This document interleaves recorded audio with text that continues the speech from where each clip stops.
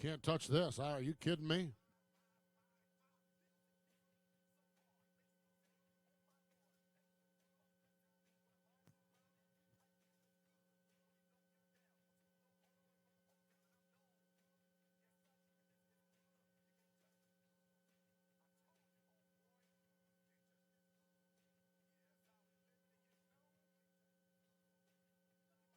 You know, Steve, I always knew you were full of hot air, but apparently that could come into good use. No doubt. Because they need somebody to blow up the thunder sticks down here that Matt Emery's giving away. Oh, I'll tell you what, we just fire them things right off, wholesale.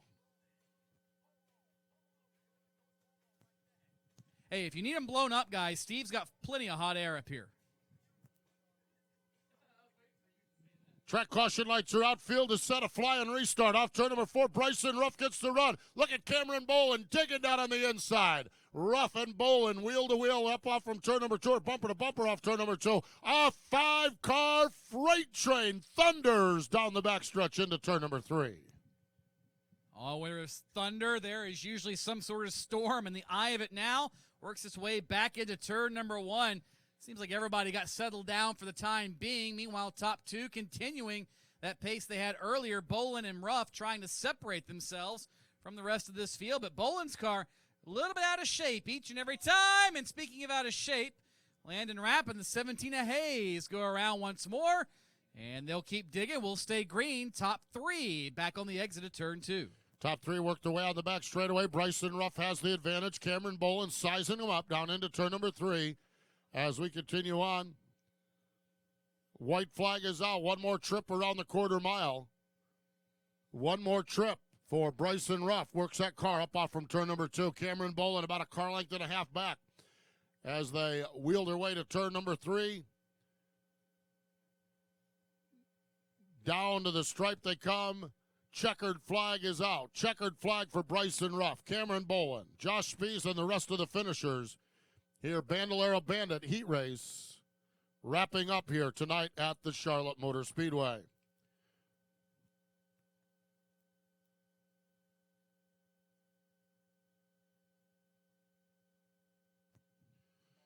Well, it's bow time at Bojangles. Try the pulled pork barbecue sandwich. Listen to this, folks. Savory pulled pork on a toasted buttered bun. And topped with Bojangles' new freshly prepared coleslaw. Oh, Bojangles, it's bow time.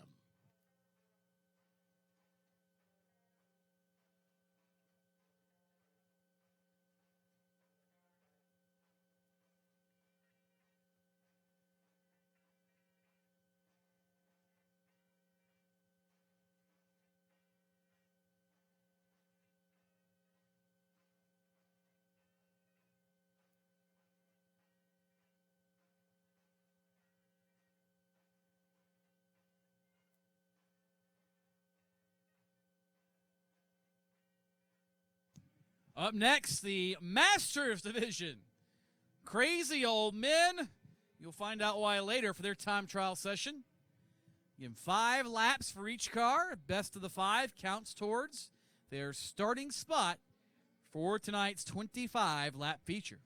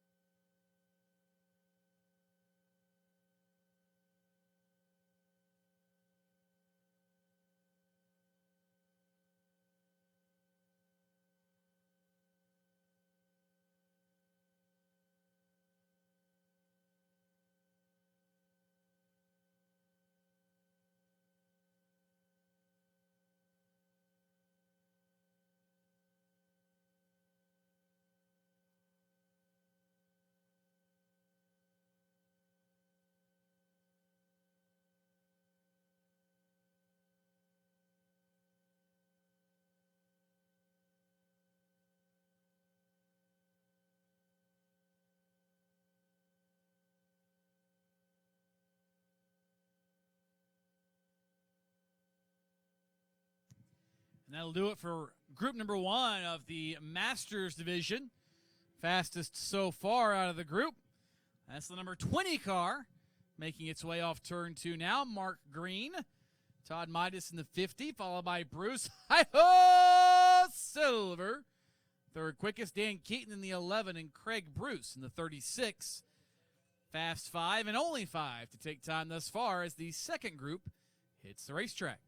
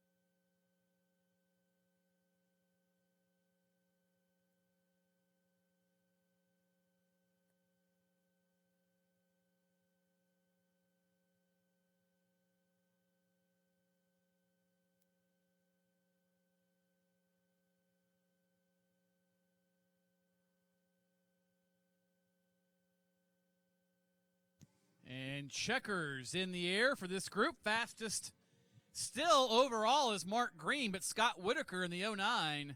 Second fastest, Carl Cormier in the number 58 car, second fastest of the group, and fifth overall.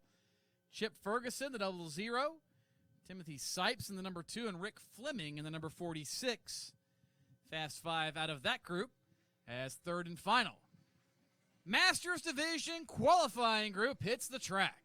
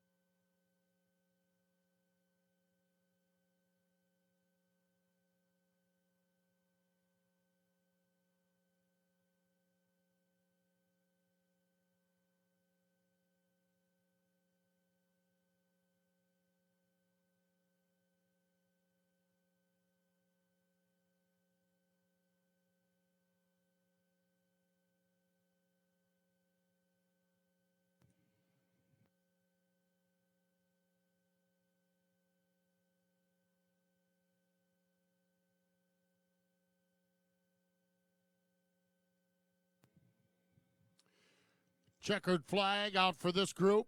Checkered flag out for this group. Fastest in this group, the number 12 car, Robbie Faggart. He's second overall. So Robbie Faggart in that black number 12 car is the fastest in this group.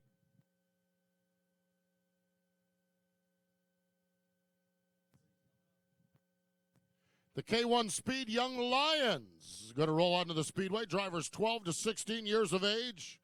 So the Young Lions going to come out on the Speedway for their first of what appears to be two heat races. Two heat races for the Young Lions division.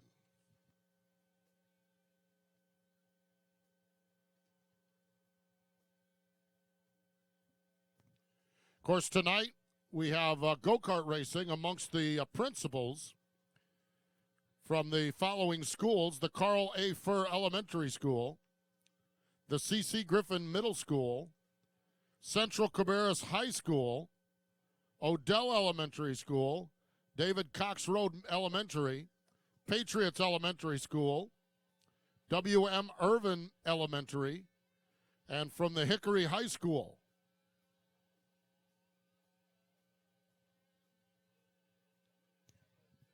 By the way, Steve, speaking of go-karts, you know you can take your race ticket from tonight to the speed park at Concord Mills and receive $5 off the purchase of an unlimited fun wristband. You can reach your top speed at any of the 4 different go-kart tracks. Be sure to start your engines at the speed park at Concord Mills. Again, tonight's ticket, $5 off an unlimited fun wristband.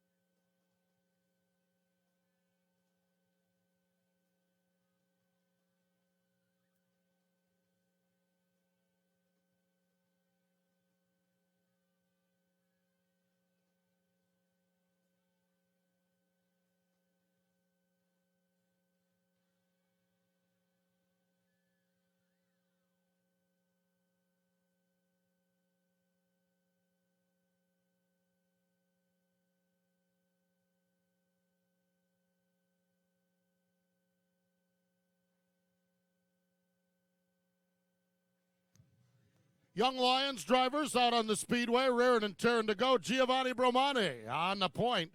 Here they come up off turn number 4. Green lights are on.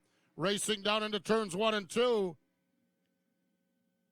Oh, they touch. Jack Fred gets shuffled up the racetrack, and there goes Carson Quaffle down on the inside. Opportunity knocked, and he took advantage of it. 3 wide into turn number 3. Oh, mama, this is wild. Here they come off turn number 4.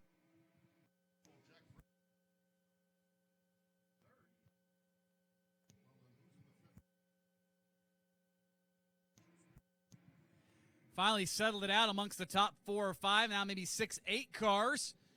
As Carson Quappel sets the pace across the start-finish line, Gio Bramante immediately behind him. And this battle for 5th is a dandy. That's where, oh, yes, Haley Deegan making her debut here at Charlotte in the number 38. Haley Deegan on the outside. She has got company from the number 9 of Ashton Higgins as they work down the front straightaway. Higgins will take that spot, last week's feature winner, and now the battle for 3rd brews up off turn 2. They are wheel-to-wheel. Jack Fred on the high side, taking it into turn number 3. Down on the inside, the number 14 car of Vincent Midas. Midas takes that spot down in the turn. Fred stuck on the high side. Ashton Higgins gets through as well. Now up to the 4th spot. Now Jack Fred able to wrestle that car back down to the inside. Carson Quaffle leads them off turn number 4 as we continue on, completing lap number 5 of 8. Giovanni Bramante in the second spot. Vincent Midas is third. Ashton Higgins is fourth. And rounding out the top 5 is Jack Fred. Eddie Thatcher, one spot out of the top 5. Business picking up at the front of the field. It is picking up with 2 laps to go. Carson Quappel has got company, and that company is named Gio Bramante, and immediately behind him, still Midas and Higgins. They're all coming in at closing time. Bramante now laying the bumper to the 35 of Quappel with white flag in the air. 1 lap to go. 4 cars under a blanket off turn number 2. Who's going to claim the Young Lions heat race win? Down the back straightaway, Quappel, one final set of turns. Bramante gives him the shove, but Quappel able to hold on to claim victory. It'll be Quappel, Bramante, Midas, Higgins, and Thatcher, the top 5, to complete Young Lions heat race numero uno. Well, I think Carson Quaffle knew the bumper tag was going because it looked like he just jammed on the brakes and slowed everyone down there. And did a nice job of keeping that car under control. So Carson Quaffle gets the win in heat race number 1. Heat race number 2 rolling trackside here in just a moment.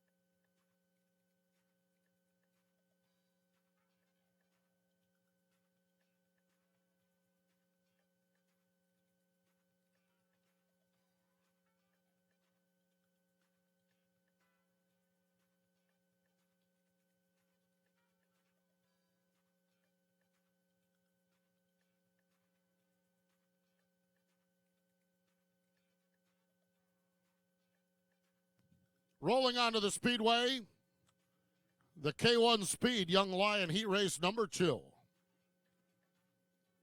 Number 43 is Brody Pope. Brody Pope in the number 43 car.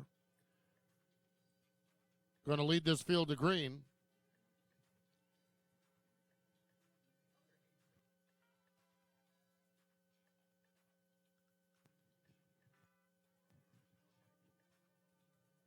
Roy Hayes in the number 15 car.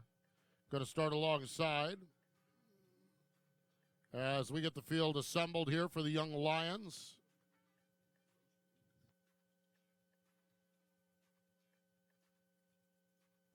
So the field is in tow behind the Bojangles pace car. It's bow time at Bojangles. Hurry in now to get a large 32-ounce cup of our freshly steeped legendary iced tea. Bojangles, it's bow time. Let's bow racing. Here the K1 Speed Young Lions division.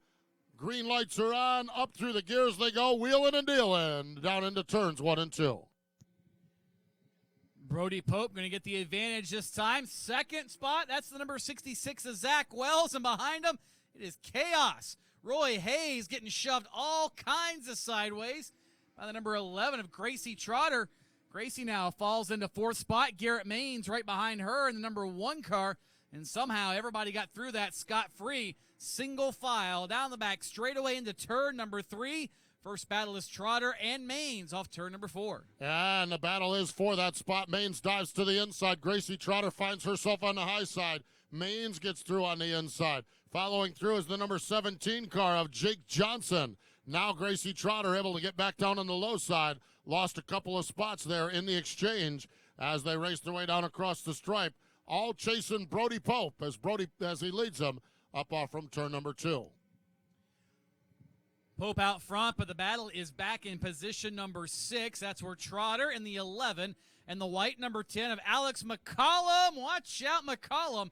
Just about overcooked it into turn number 3. Gets back in line right behind Trotter, and he will go at it one more time. But McCollum, some success down in Atlanta. Now testing his luck here at Charlotte as they head back to turn 3. Working their way off turn number 3 and 4. Gracie Trotter twists it up. She stepped out on her in between turns 3 and 4. Yellow flag is out, so Gracie Trotter The wrong way around here is sitting in turn number 4.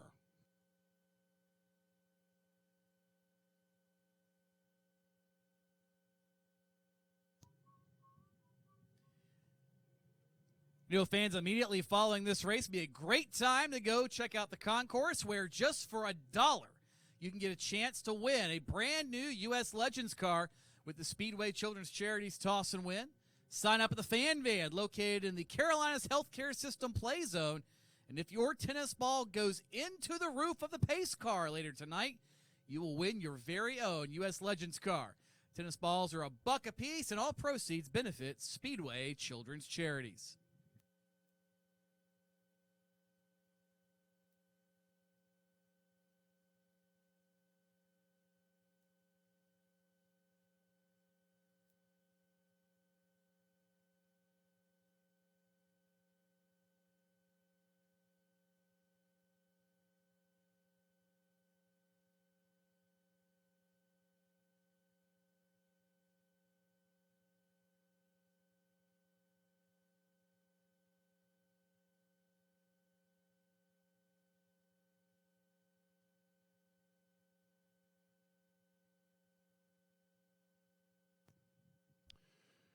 So getting Gracie Trotter in position over off turn number 2.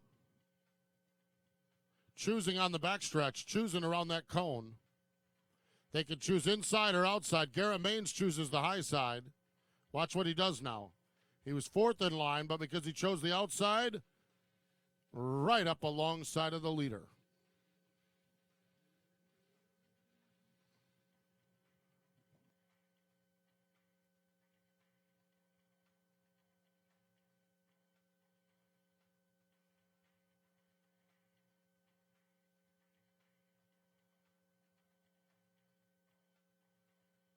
Five laps have been completed. 3 laps to go. Brody Pope going to lead the field to green. Garrett Maines going to start alongside. Zach Wells going to be next in line. Jake Johnson looks like on the high. Jake Johnson on the high side. Racing down into turns 1 and 2. There they go. Oh, no. Trouble. Turn number 2. The number 12 car, Sammy Smith, goes around. Sammy able to fire that thing off. And we stay green, battling for second spot. Give it to the number 66 car of Zach Wells as Garrett Maines settles down now in the 3rd spot. Racing up off turn number 2. Pope in command of this one, and he is starting to stretch the gap over the 66 of Wells. If Wells can do anything with him, he must do it now. Final trip around the quarter mile, but Wells has his own hands full with the number 1 of Garrett Maines. Maines in the number 1, the 10 of Alex McCollum. 3 cars battling for second behind the leader Pope into turn number 3. Nobody going to do anything with Pope as he'll take the flag. Second to Wells. Photo finish at the line. McCollum over Maines, Johnson, and the rest of the runners.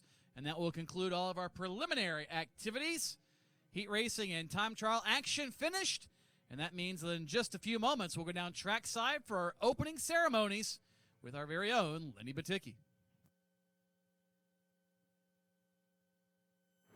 Around here, we drink tea with lunch, dinner, and breakfast. Around here, we get our iced tea from Bojangles, where it's freshly steeped and always served ice cold. Bojangles makes iced tea the only way they know how, the old-fashioned way, because they know that when you serve iced tea all day long, it better be legendary. Bojangles iced tea is freshly steeped for that legendary flavor, all day, every day. Grab a 32-ounce cup today. Bojangles, it's Bo time. It's coming, and it's only here at Charlotte Motor Speedway. The Monster Energy MXGP World Championship is the premier motocross championship in the world. The best motocross riders from 16 countries will compete on the 1-mile course installed at the dirt track at Charlotte. Get set for the Monster Energy MXGP of the Americas, September 2nd and 3rd. Stop by any ticket booth or call 1-800-455-FANS. There's only one place where you can get Bojangles barbecue. Try the pulled pork barbecue sandwich from Bojangles, topped with our new freshly prepared coleslaw. Come in today for a pulled pork barbecue sandwich combo. Bojangles, it's bow time.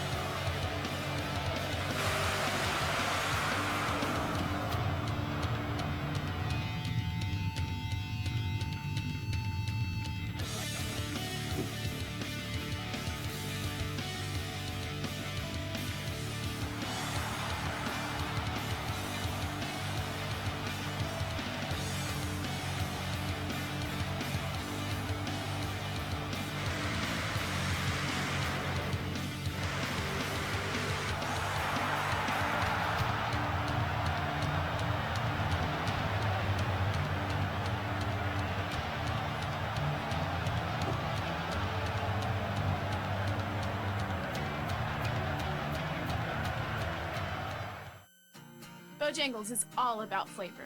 But don't take my word for it. You've been coming to Bojangles every week for 12 years. What brings you back? The flavors are unique. It just hits the right spot for me every time. Bojangles just tastes better. I can't find food like this anywhere else. Bojangles makes the best tasting biscuits around. I couldn't have said it better myself. At Bojangles, it's all about the biscuits. Come in for our made-from-scratch country ham biscuits. Bojangles, it's bow time.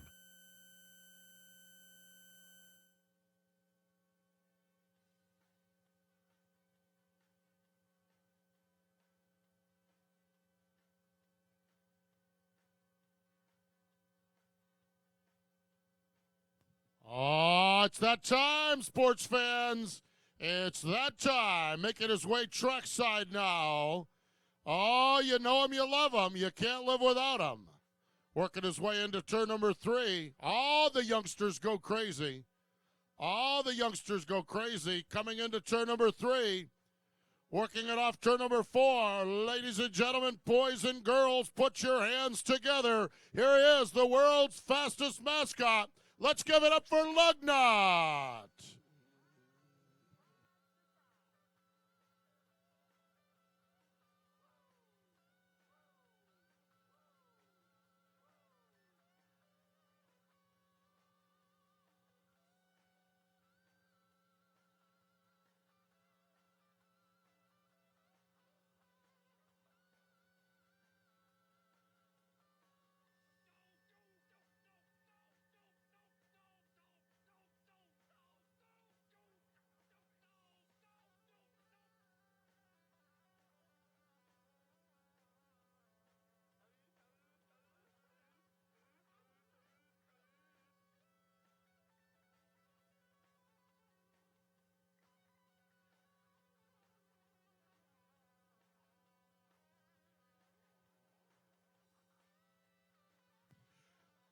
One more time, let's give it up for Lugnut.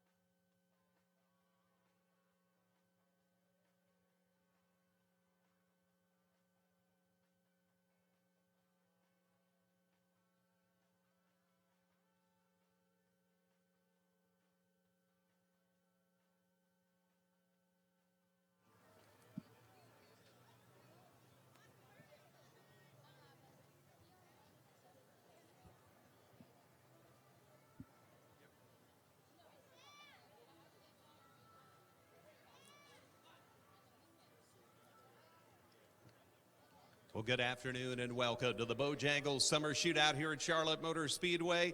Now, I know we're a couple of minutes away from our 7 o'clock start time for our Performance Racing Network, uslegends.com free broadcast, the streaming broadcast. So if you've got your phone out, text and tell your friends that, hey, you know, you can watch the Summer Shootout for free wherever they are in the world on uslegends.com/BOJSSO. So have them tune in and watch some great racing coming up from Charlotte Motor Speedway.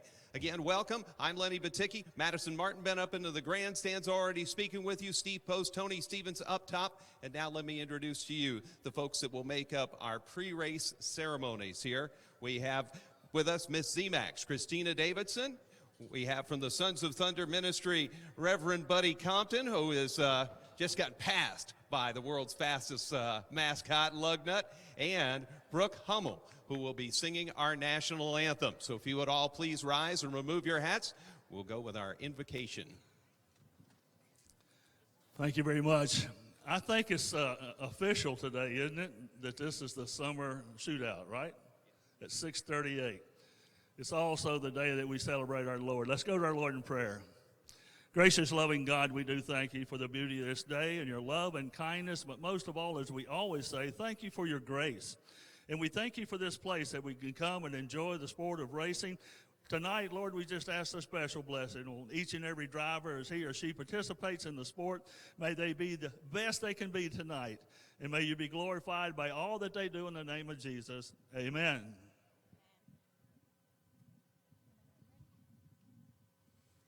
Oh, say, can you see by the dawn's early light what so proudly we hailed at the twilight's last gleaming, whose broad stripes and bright stars through the perilous fight o'er the ramparts we watched were so gallantly streaming, and the rocket's red glare, the bombs bursting in air, gave proof through the night that our flag was still there. Oh, say does that star-spangled banner yet wave o'er the land of the free and the home of the brave?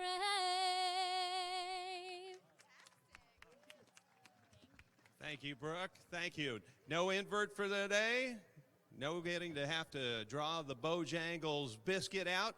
So we've got some contests here on the front straightaway. We'll get the fun started for the Bojangles Summer Shootout from here at Charlotte Motor Speedway. Welcome. It is the summer solstice that Reverend Buddy Compton was trying to tell you about. I want to say hi to my wife Annette and son Jake, who are joining us, and all of you else in the grandstand. Let's bow racing. Back up to Tony and Steve.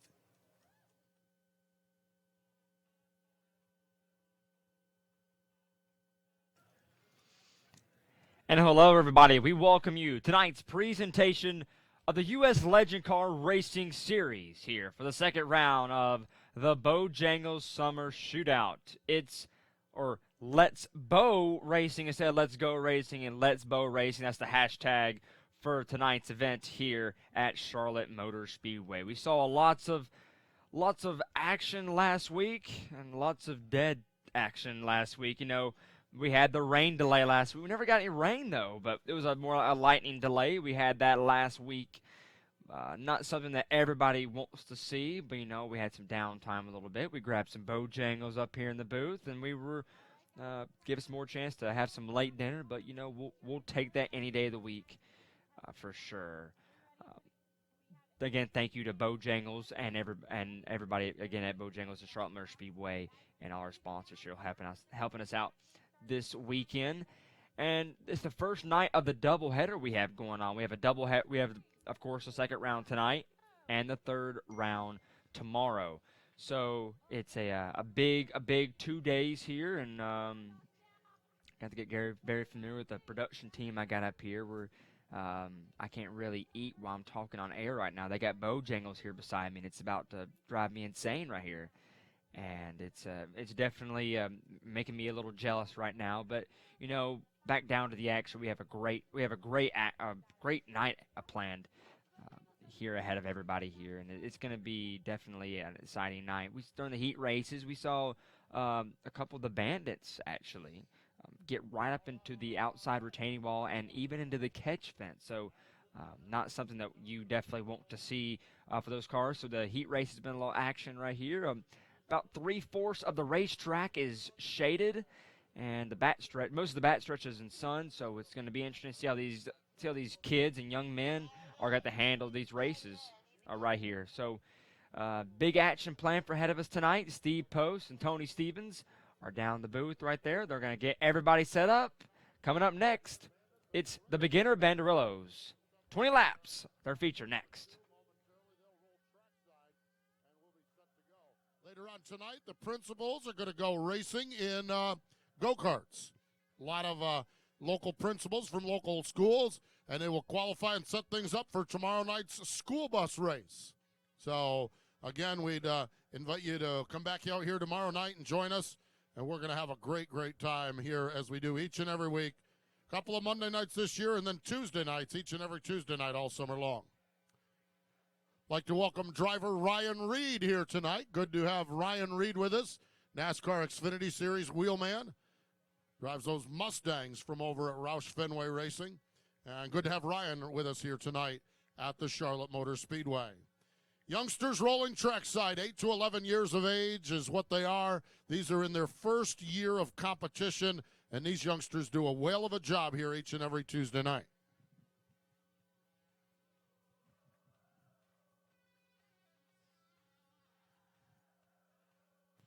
E is Matthew Eaton, I believe it is. Or Parker Eaton, his cousin. Parker Eaton in the number 4 car. Benjamin Johnson in the 7. Those are the two drivers that are going to lead him to green.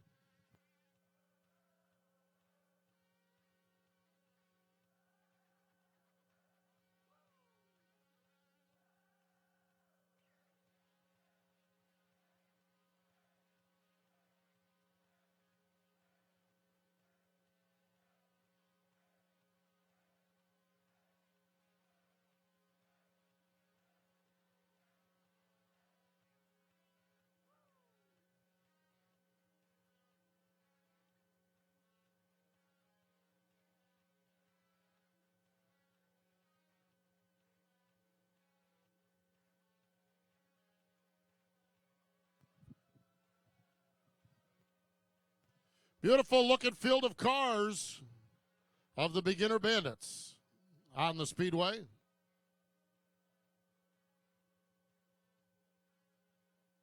Looks like 19 of them have assembled, so nice field of youngsters ready to go the distance. 20 laps or 20 minutes is the distance here tonight at Charlotte Motor Speedway. Kyle McGowan high atop the flag stand. Kyle McGowan, our lead official here. Kyle McGowan, one of the top 10 flaggers in Cabarrus County right now. One of the top 10 flaggers in top 15 flaggers in Cabarrus County. The sad part is they only have 4 in Cabarrus County. Well, that's Kyle. Locked it in with a solid top 15. Beginner Bandits, 8 to 11 years of age. Here they come into turn number 3, 20 laps the distance. Off turn number 4, Parker Eatman brings them down, and we go green down into 1 and 2. Seth Zacharias on the high side, and now battling for second, wheel to wheel up onto the back straightaway. Side by side from about second or third on back. One car, that's the 31 of Eads, off into the grass in turn 2, but he'll keep rolling as the leaders work their way off of turn number 4. Eatman will lead lap number 1. Much calmer than the heat race beginnings earlier this evening, as it's single file for the top 3, and now the battle for 4th begins to heat up. That's with the 54 of Grant Thompson looking underneath the 17 of Zacharias in turn 3. Great racing action as you see side by side there, working up off from turn number 4. There's the race leader, Parker Eatman, that white number 4 car, doing a nice job taking that car down into turn number 1 and 2 in the early stages as they work around off from turn number 2. Yellow flag, we've got one slow right on the high side of turn number 2. And we are under caution.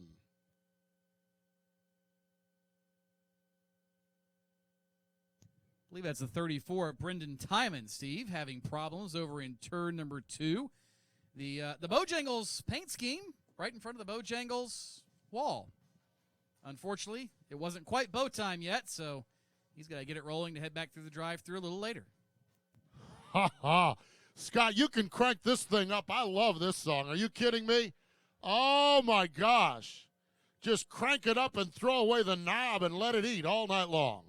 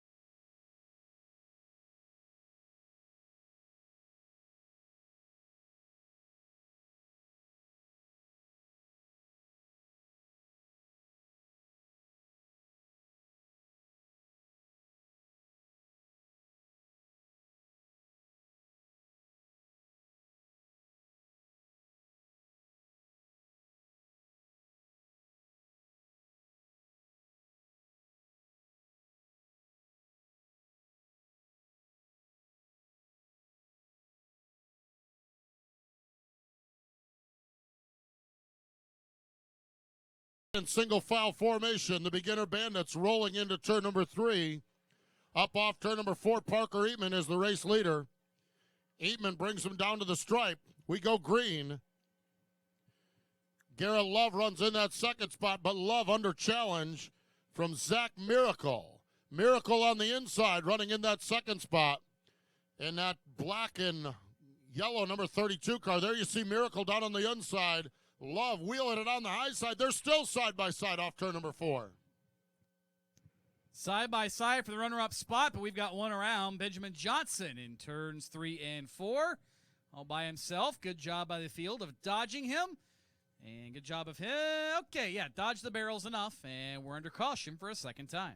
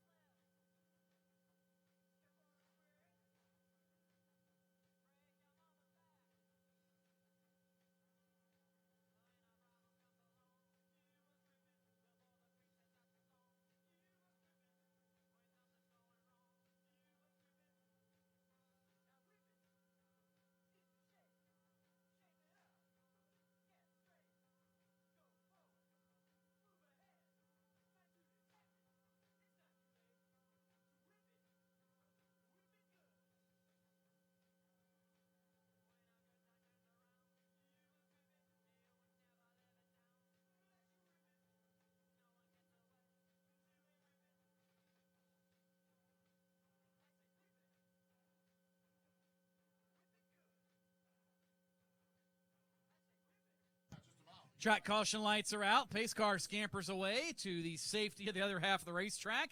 And we're going to restart this bad boy with 17 laps to go. Up front, Parker Eatman, Garrett Lowe, and Zach Miracle lead them off into turn number 1.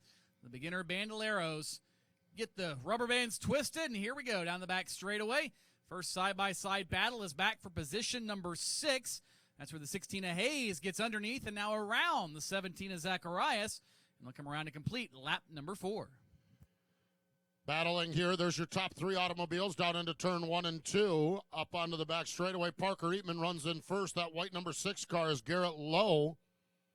Or Love, that is. No, it was Lowe. I had it right the first time.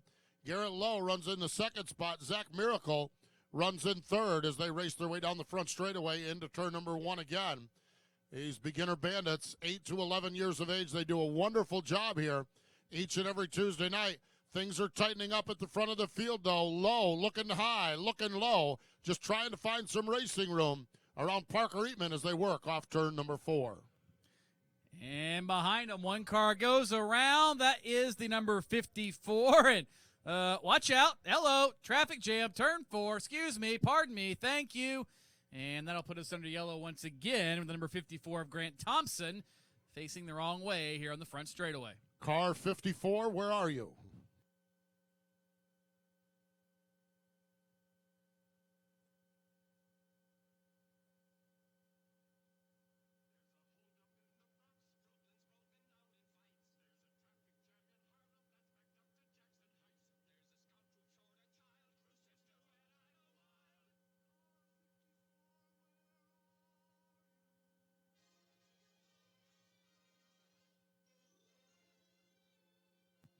Oh, yeah. The car 54 has gotten righted, and we are set to go again. Going to be another lap or 2. We've got Parker Eatman as your leader in car number 4. The number 6 is Garrett Lowe. The 32 is Zach Miracle. Grant Thompson in the 54. Ashton Whitener in the number 21. Those are your top 5 automobiles. Glad to have everyone here with us tonight at the Bojangles Summer Shootout. Looks like that young lady might have a chili dog covered with cheese and everything. Oh, that baby is loaded. Oh, and some lemonade. How about that? A chili cheese dog and lemonade. That is a Monday night meal if there ever was one. Great to see everyone here tonight. You have your Thunder Sticks for the Air Force. Some of you youngsters, really, really cool. Good time here at the Speedway.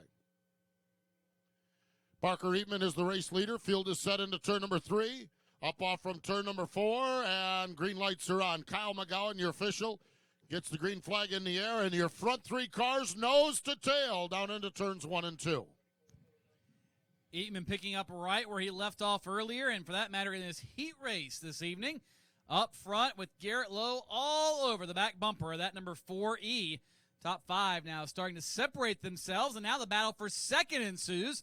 That's where Zach Miracle looks underneath of Garrett Lowe, and Miracle right on the white line, bobbled a bit in turn number 1.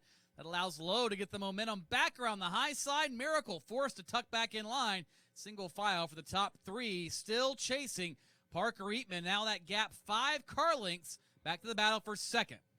Racing up off from turn number 1, we're back under caution as we've got a couple of them around down here in turn number 4. The 57 of Luke Cooper, one of those cars. Looks like the number 31 of Eads also involved, doing a little do-si-do action as they get the cars righted around, and we will be back under green flag racing again, but caution is out 8 laps in. Oh, my gosh, fresh after being named the MVP of the finals last night. Section F, ladies and gentlemen, welcome to the Summer Shootout, LeBron James. LeBron James is here. Yes, give him a wave. Yes, that's right. King James is in the house.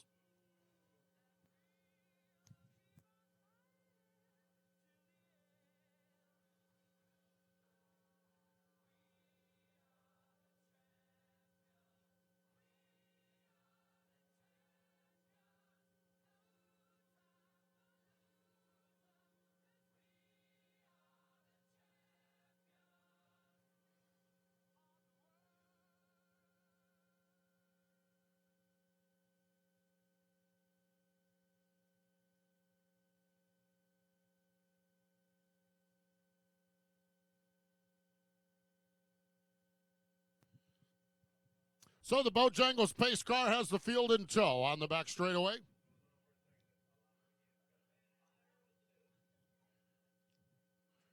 We're going to stay under caution. Not sure what's going on. Kara Clark is our lead official here. Mama's getting her troops in line down here. So I think it'll be just another lap or two. Part of her troop is Kyle McGowan, which that's full-time work, keeping Kyle McGowan in line. At least he's got the right flag out right now. That's good.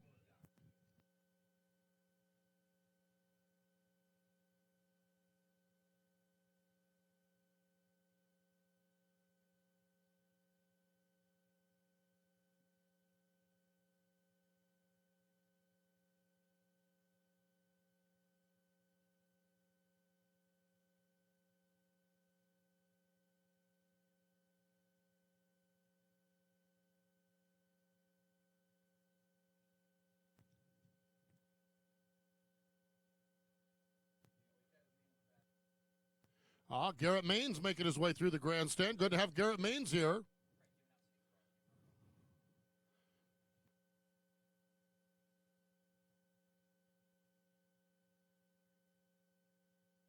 It's like he's giving away something down in Section D. I'm not sure what he's giving away in Section D, but I would suggest you take it. I think that's Garrett Maines down there giving away stuff. Who doesn't like free stuff? Parker Eatman gets it up through the gears, down into turn number 1 and 2. Slides up just a little bit, then slams the door down into turn number 1. That gives Garrett Lowe the chance to look to the inside. Lowe works his way on the bottom. They're side by side into turn number 3. Garrett Lowe on the inside. Moves past. Now Parker Eatman does a high-low switch, but Lowe able to stave off the challenge here at the start-finish line. And in fact, here comes Miracle. He had a run out of turn number 4. Couldn't quite take advantage. And whoa, watch out behind him. Stanley Hayes goes around after contact with the 21 of Ashton Whitener. I think that was a move gone awry, and those two will end up sideways and around, and will be under caution once again.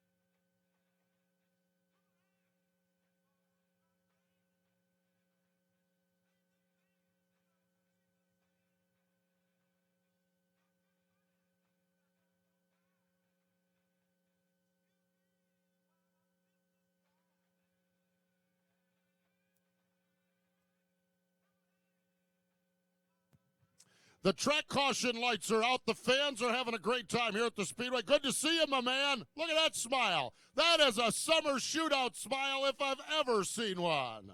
Garrett Lowe underneath the helmet of that race car smiling, but business is picking up as they race into turn number 1 and 2. Parker Eatman right there knocking on the back bumper. Up off from turn number 2. Now Eatman looks to the low side. A challenge for the lead. Not going to happen as Garrett Lowe able to hang on down into turns 3 and 4.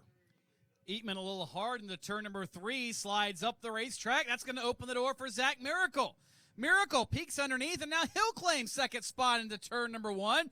So move Miracle up to the runner-up position, and now he is setting his sights on the number 6 of Garrett Lowe down the back straightaway. Here comes Miracle into turn number 3. The gap is shrinking from Miracle to Lowe as they cross the stripe with 9 laps to go. 9 laps remaining here, 11 down as we continue on here. Garrett Lowe doing a nice job setting the pace, really smooth at the front. We've got one the wrong way around down here in turn number 4. We continue on. We continue on. He gets down out of harm's way. We stay under green. We stay under green. Your leader, Garrett Lowe. You see the leaders, the lead trio race by. Garrett Lowe is the leader. Zach Miracle, and now they're not going to race by that one. That's a mess in turn number 3. That is a gaggle of cars. That is a cluster of cars. Car 54, where are you? Right in the middle of that one. Shea Bailey in the number 4 car looks like down there. 7 of Johnson, and then the 54 car again in trouble down here on the turn number 4 area.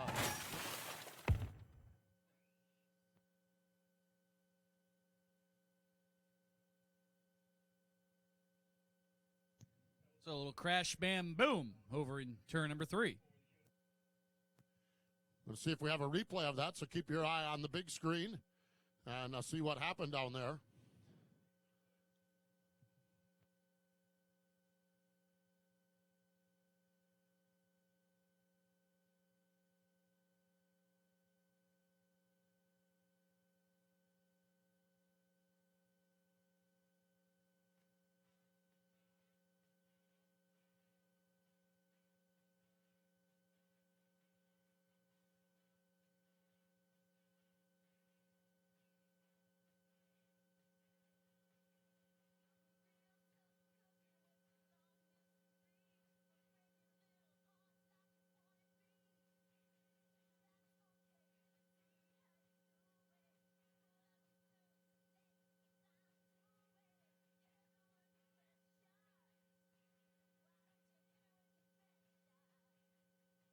So continuing to work on extracting the cars down there in turn number 2. Field parading around behind the Bojangles pace car.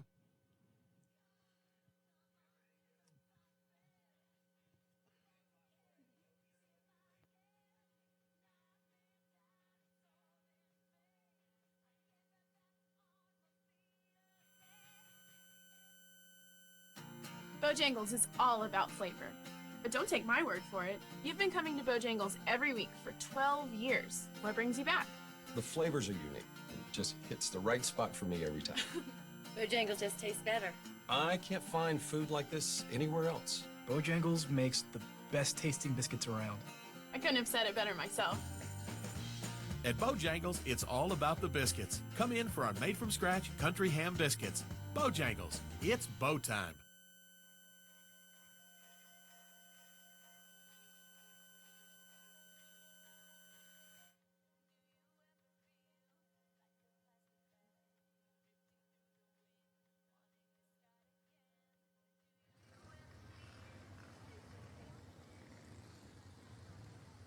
So while we're waiting for things to kick back off here at Charlotte Motor Speedway, I met Tyler here with his mom and his little sister, and you said you're having a blast. What's your favorite part about coming to the Bojangles Summer Shootout Series? Well, I don't know. You don't know? What about the fast race cars? Good. They're pretty good. It's all right. We're having a good time down here in the stands. What do you guys got up in the booth, Steve and Tony? Oh, we're having a blast up here, Madison. We're having not as much fun as those guys. Not as much fun as those guys, LeBron James and that crew. Not as much fun as they are. But we're having a good time up here. In fact, Madison, a hootenanny might break out. That's how much fun we're having up here. Wow. But it is all really, really good. It's only night number 2 and you're bringing out the hootenanny party? Oh, boy, we're going to have to come up with a new term for night number 6.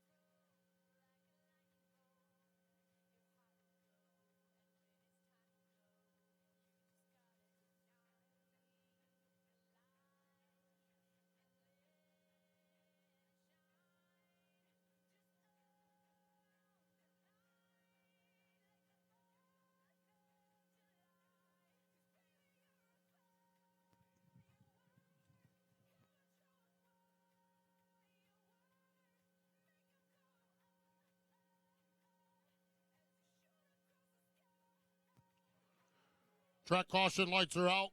12 laps have been completed. 12 laps have been completed. We're going to see the green flag, and I believe the it's bow time flag, meaning the next flag, either the checkered or the caution, ends this one as we are closing in on the time limit. There's the green flag, and they're racing down into 1 and 2. Zach Miracle gets a run down on the inside of Garrett Lowe. They're side by side up the backstretch now, battling wheel to wheel into turn number 3. As they race down into turn number 3 now, Zach Miracle takes the top spot. And now Garrett Lowe, a high-low switch as they race under the bow flag Next flag ends it. Checkered or caution. We're racing until that flag. Garrett Lowe leads up off from turn number 2. Veteran move by Garrett Lowe, the old crossover maneuver, and Zach Miracle not going to have any of that as the 18 of Miranda around in turn 2. No caution yet. That car keeps rolling. Meanwhile, top 3 off turn number 4. Cross the stripe. Miracle again, peeking to the inside of Garrett Lowe. Can't make anything happen. Not close enough. Parker Eatman, best seat in the house for this battle. He's that number 4 car, third in line, and they'll come up on the slower automobile of Miranda, who goes to the outside of the racetrack. No problem for the top 3. Back across the stripe, another lap in the books in this one. 15 down, 5 to go. Garrett Lowe wheels that car down into turn number 1 and 2. Zach Miracle right there on the back bumper, about 1 car length behind as they race onto the concrete back straightaway. That's the pit road for the NASCAR cars when they race here, and it is the backstretch here at the Bojangles Summer Shootout. Off turn number 4, Miracle dives to the inside, looks low, inching up alongside of Garrett Lowe. Lowe good at the end of the straightaway, able to slam the door down into turn number 1. Low bobbled a little bit, though, off turn 2. Still carried much more speed off the exit than Miracle. Miracle playing catch-up as he drives it in deep in turn number 3. Makes up a car length and change now once again. Peaks to the bottom down the front straightaway, but that entrance is hindering his exit. Low again, supreme off of turn number 2. He'll keep the top spot down the backside. Garrett Lowe, a good run that time off from turn number 2. Zach Miracle looking low, but not up alongside as Garrett Lowe now leads down into turn number 3 and 4. Up onto the front straightaway. 2 laps to go. 2 to go. There's the Miranda car. Spin around again, but able to get moving. We stay green. There's the battle for the lead. Up off from turn number 2. A lap and a half to go. And Garrett Lowe leads them, hustling their cars into turn number 3.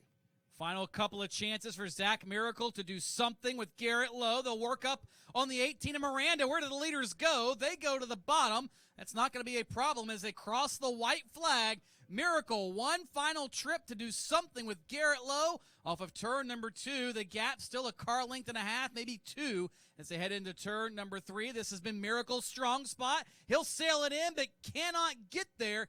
Garrett Lowe going to claim round number 2 of the Bojangles Summer Shootout. Miracle, the 4 of Eatman, and others will be how they cross the stripe. So congratulations to Garrett Lowe, who'll talk down trackside with Lenny Baticki in just a moment or two.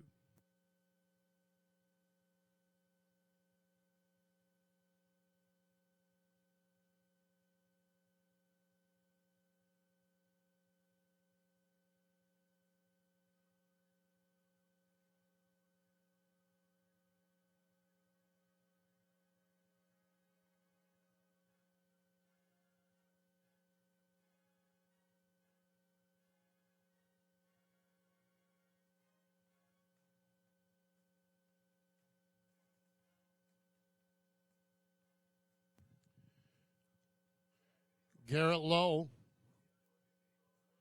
down here getting a chance to get unbuckled. Let's make some noise when this youngster, again, 8 to 11 years of age.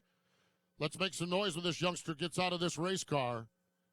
Getting 2 thumbs up from Miss Z-Max. Oh, you kidding me? There's a lot of us that would like to get just 1 thumbs up from Miss Z-Max, but she's giving Garrett Lowe 2 thumbs up. That's right.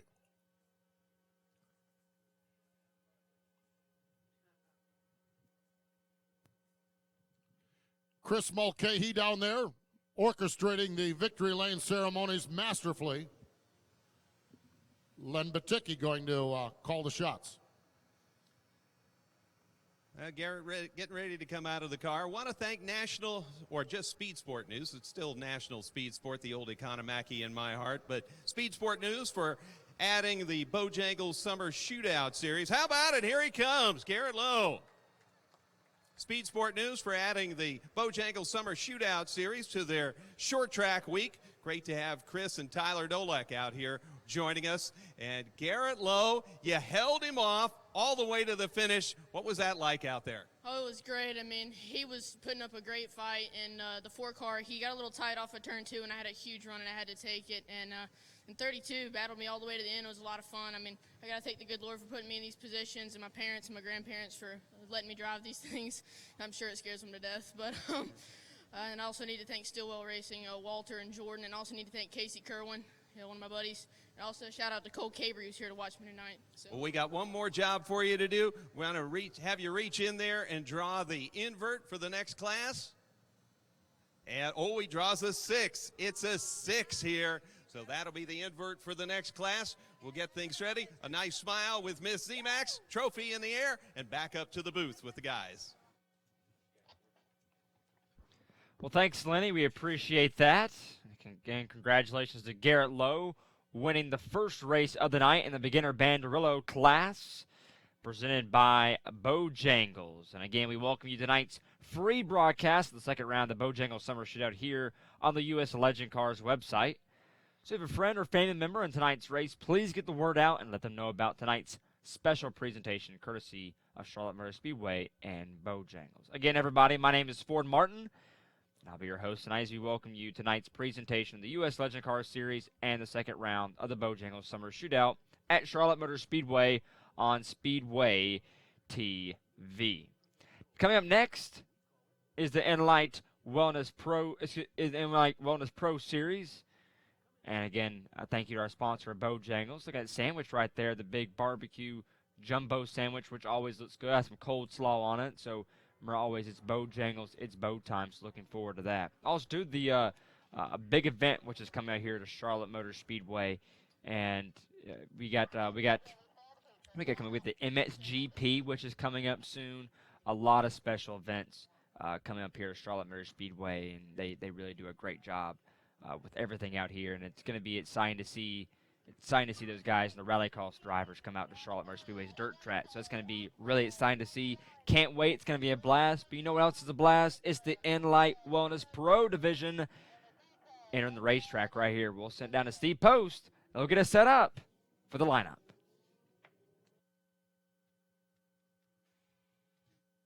Part of the Human Tuning Group, and you can visit the Human Tuning Group at the front entrance weekly here at Charlotte Motor Speedway or in Suite 327. Don't miss weekly autographs by Enlight Wellness Systems Pro drivers and the junior commentator for Joe Moore's Raceline, Mr. Garrett Maines, who was in the grandstand a little bit earlier here this evening.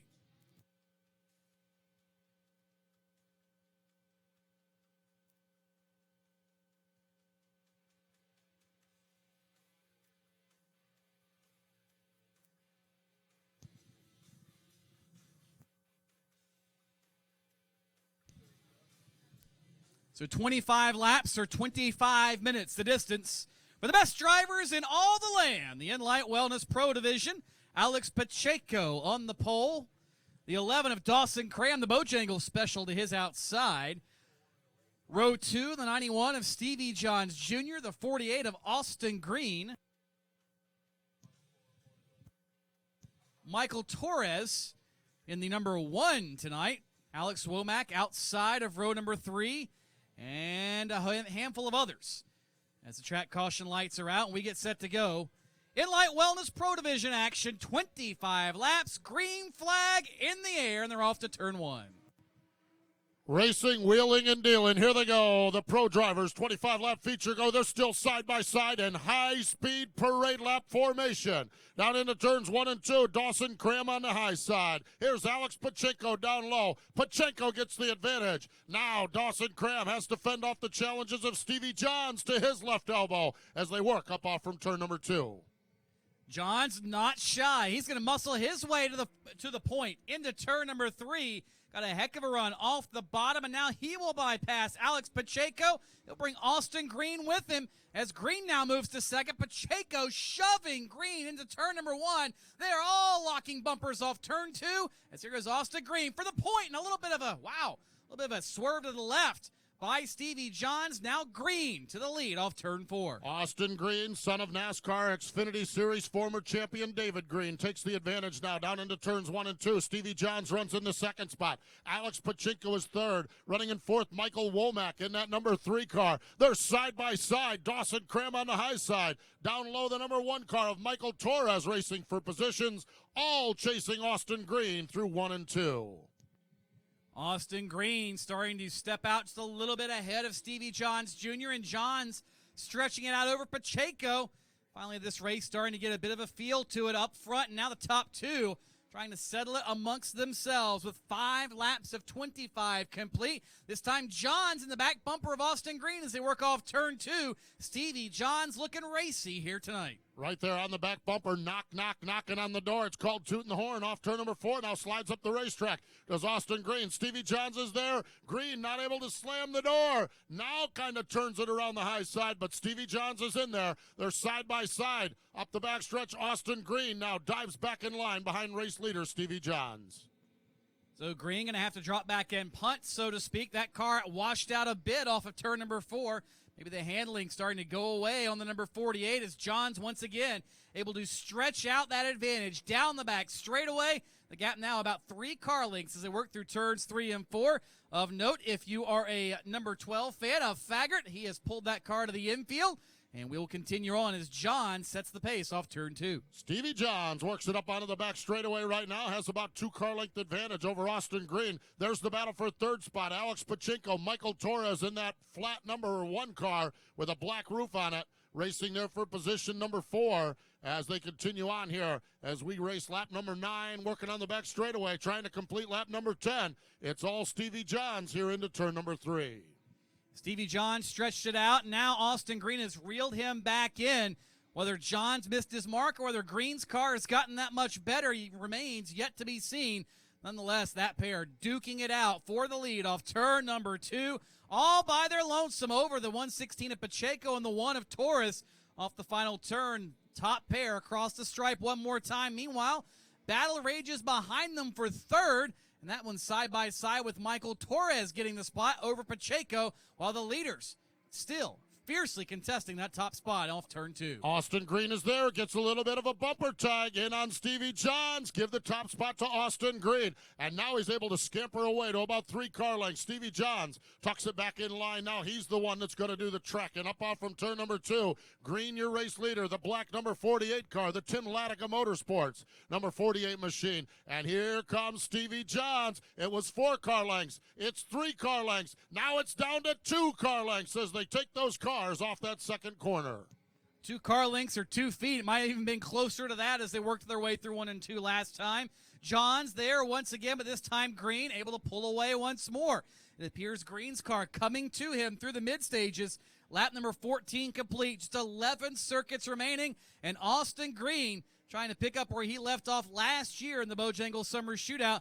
That gap beginning to increase between himself and second place, Stevie Johns Jr. Austin Green, Stevie Johns, your front 2, working their way down into turn number 1 and 2. 15 laps have been completed, 10 laps to go. Now Stevie Johns just trying to find some running room. Austin Green able to maintain about a car length and a half advantage. Now down to 1 car length as they settle down into turn number 3.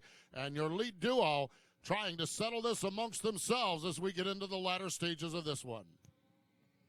Green slipped up a little bit on the exit of 2, but it doesn't seem to have hurt him whatsoever. John still mimicking every move that Austin Green makes right in his tire tracks off of turn number 4. Slightly different lines for the pair, but lap times virtually identical each and every time across the stripe. Last time by Johns a little bit slower, and Green now stretching it out even more into turn number 3. Lap number 18 complete as they cross the stripe this time. Austin Green has that car on a rail right now as we are down with 7 laps remaining. Green is your leader, about 2 car lengths back to Stevie Johns. There you see on the screen now the number 1 car running in third. That's Michael Torres. You can just see him at the back of the screen as they continue on. But your lead duo kind of having their own way with it. And right now, Austin Green has that advantage strung out to us about as much as he's had all night long. About 6 car lengths off that second corner. 6 car lengths and counting. Austin Green knows it's just about pay dirt time. Time to go cash in the chickens in the bow box as he gets the handful from flagman Kyle McGowan. Just 5 trips around the quarter mile, and victory will be his here at the Bojangles Summer Shootout. Behind him, Michael Torres still runs third. Fourth is Chase Purdy and Alex Pacheco holding down the 5th spot. Not a whole lot changing there as Green one more off the scoreboard. And that means he's got a mile left in this one. Austin Green, really, really smooth there on the back straightaway as he continues on, working into turn number 3. Nice run for him here tonight in the Pro Division here at the Speedway, the In Light Wellness Pros, the In Light Wellness Pro Division, as Austin Green has things his way midway down the backstretch. Barring a yellow flag, this one appears to be Austin Green's race to lose. popsicle sticks are in the air for Austin Green. And this might be a cool summer night's treat for him as he works his way through turns 1 and 2. Stevie John's nowhere within striking distance. In fact, if Michael Torres can get a couple of good laps together, he might have a shot at second. But nonetheless, Green off turn 4 sees the white flag. One final circuit around the quarter mile. Austin Green smoothly takes that car up off the second corner, works his way down into turn number 3. Austin Green has it in tow. David and Diane Green, your son Austin's going to victory lane. Here comes Austin Green scoring the win. Stevie Judd second. Side by side for third. Looks like it might go to Michael Torres and the rest of the field. What a race. The Legends Cars Pro Division. The In-Light Wellness Pros. Green to checker. No cautions. Austin Green going to take it to victory lane and talk to Lenny Baticki.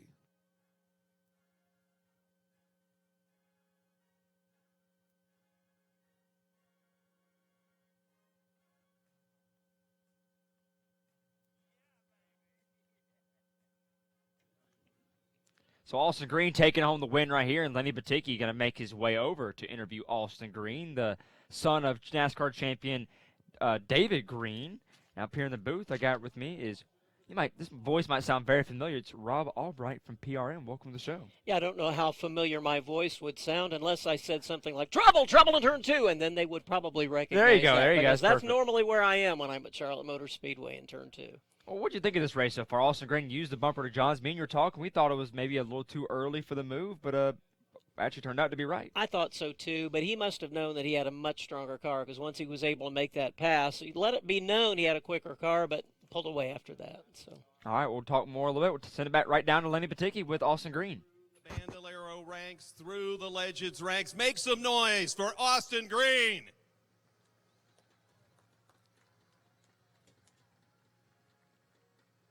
Fantastic run, dominating performance. Austin, a lot of people watch this 48 and dream about driving it. What kind of pleasure is it to wheel a car like this around a racetrack so fast? Last week we had some troubles, and each week we just keep getting better and better. And in practice, I just had to keep my mind focused and hit my marks every time. Well, you've done a great job of it, a great job with the interview here. We know he's got a lot on his mind. Austin Green taking the win, and he'll be back for more. And he's got one more duty to do. He's got to reach in there and grab us the invert. He'll do so. It is 6. It's a night of 6s. 6 for the invert.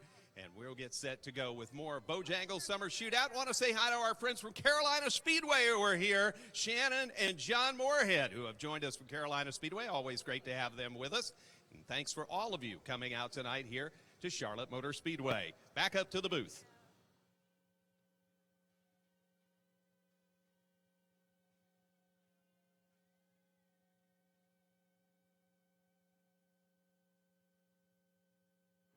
Around here, we drink tea with lunch, dinner, and breakfast. Around here, we get our iced tea from Bojangles, where it's freshly steeped and always served ice cold. Bojangles makes iced tea the only way they know how, the old-fashioned way, because they know that when you serve iced tea all day long, it better be legendary. Bojangles iced tea is freshly steeped for that legendary flavor, all day, every day. Grab a 32-ounce cup today. Bojangles, it's Bo time. Bojangles is all about flavor. But don't take my word for it. Bojangles makes the best tasting biscuits around. I couldn't have said it better myself. Head to Bojangles for our made-from-scratch country ham biscuits. Bojangles, it's Bo time. And we welcome you back to the second round of the Bojangles Summer Shootout. For Martin, Rob Albright from PRN joining me up here in the booth. And we have some principal go-kart racing come up here next. Well, from what I understand, they're going to set the starting lineup for tomorrow night's bus race. So I can't imagine racing go-karts on Monday night and buses on Tuesday night. That's got to tax their versatility. Well, they were actually out here last Tuesday. They actually had some school bus racing out here, and it was very, I can't find out the right word to say, but it was very entertaining, and it was confusing because the leader had at least a straightaway lead with 3 laps to go, and then the last 2 laps down the straightaway on the last lap.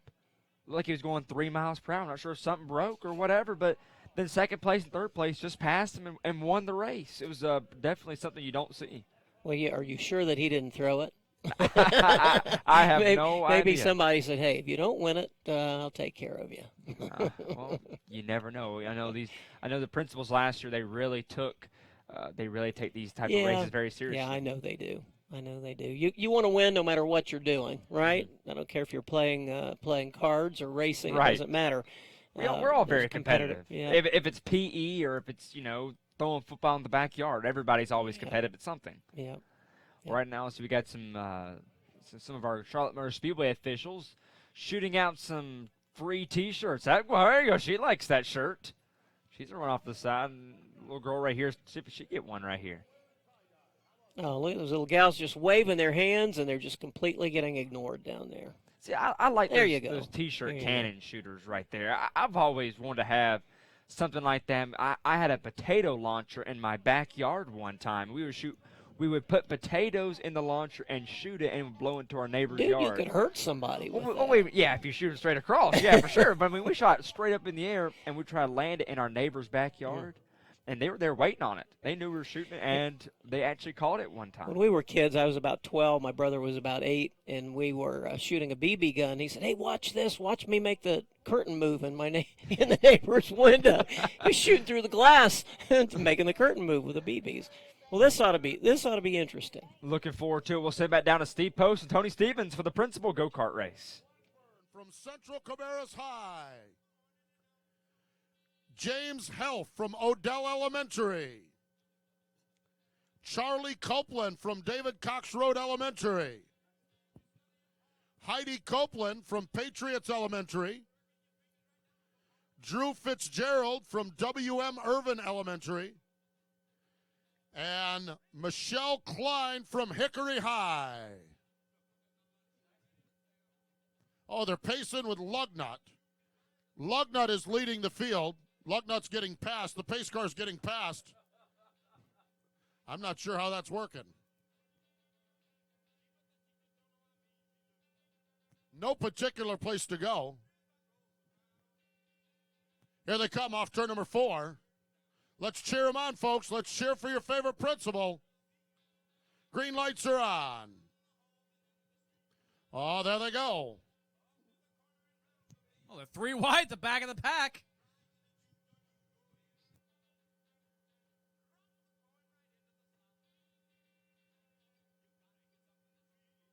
That's right.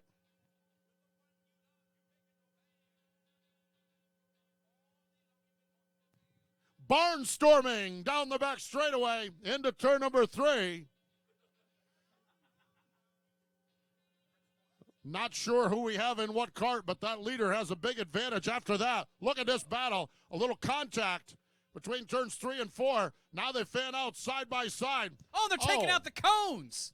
Oh. Battling side by side for second spot. A pair of those principals. Down into turn number 1.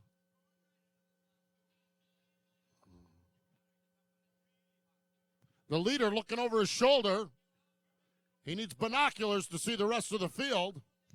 Somebody needs to check that card. I'm not so sure that cart's 100% legal, right? As they race down into turn number 3, this is a dandy battle for second on back. Oh, as they work their way off turn number 4, fanning out 2 and 3 wide here on the wide front straightaway. Oh, the guy in the back is tapping his hands to the music. Yeah.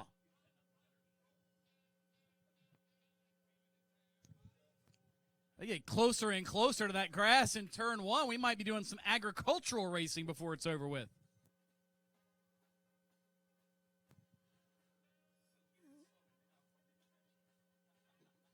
Yeah, the leader's pace is slowing here. They're closing in on the leader. Oh, my. White flag is going to be out this time. Oh, this is going to be an incredible finish. Yeah. Look at this battle for third. Look at this slugfest for the third spot. My, oh, my, 4 cars under a blanket. Down into turn number 1 and 2. Look at that down on the grass. That was nearly an Earnhardt-style pass in the grass, folks. Nearly. In the same spot, even. Nearly. Oh, now they're beating and banging on each other. They're wailing on each other. Look at this. Oh, what a cluster of cars working into turn number 3. Off turn number 4, double checkers. Double checker. No hands. Your leader, no hands. Look at this off turn number 4. The battle for a top 5 finish. Battle for a top 5 finish. They fan out, Talladega style. And there you have it. Now, these principals will be back tomorrow night, I believe, running school buses. And, Steve, this race sets the grid for for tomorrow night's school bus race. So this is just a warm-up. Believe Len Baticki is going to be down interviewing the race winner.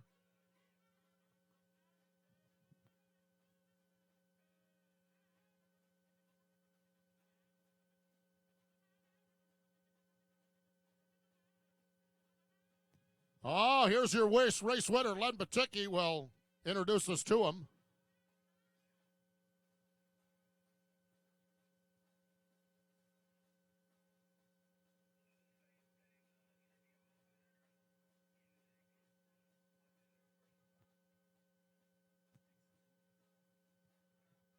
Oh, your race winner's climbing off that cart. Let's give that winner a hand. Do you know who she is?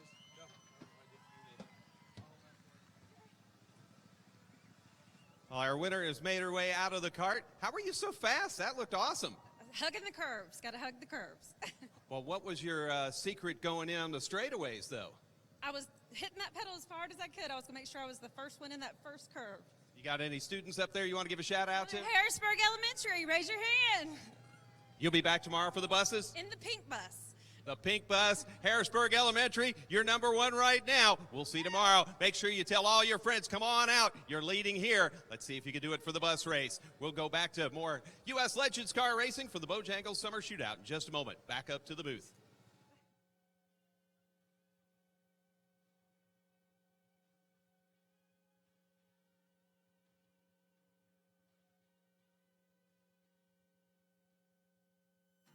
Bojangles is all about flavor. But don't take my word for it. You've been coming to Bojangles every week for 12 years. What brings you back? The flavors are unique. It just hits the right spot for me every time. Bojangles just tastes better. I can't find food like this anywhere else. Bojangles makes the best tasting biscuits around. I couldn't have said it better myself. At Bojangles, it's all about the biscuits. Come in for our made-from-scratch country ham biscuits. Bojangles, it's Bo time. Around here, Bojangles makes iced tea the only way they know how, the old-fashioned way, because they know that when you serve iced tea for lunch, dinner, and breakfast, it better be legendary. Grab a 32-ounce cup of Bojangles freshly steeped iced tea. Bojangles, it's Bo time. And again, welcome back to Charlotte Motor Speedway for the second round of the Bojangles Summer Shootout here on the U.S. Legend Cars website. We saw Austin Green take home the win and the first race for the In Wellness Pro.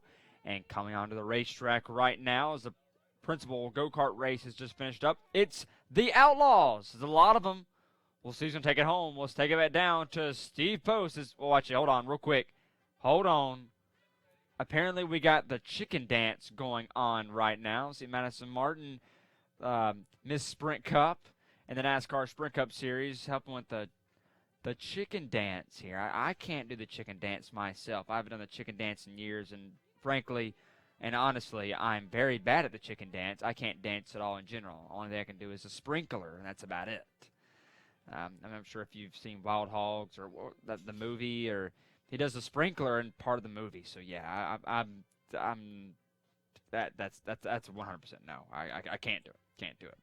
But what I will talk about is the weather is really nice here. It's really nice. But, you know, we got the Outlaws now. Then we had the AAA Carolina Semi-Pro, the Bandits, Masters, and then in out the night, K1 Speed, Young Lions, K1 Speed, the local indoor karting racetrack.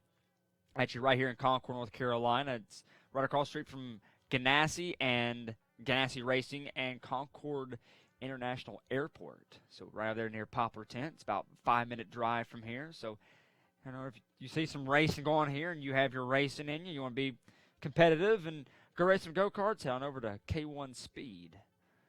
As you guys, the pace car lights are still on, and the chicken dance is, well, as you can see, still on.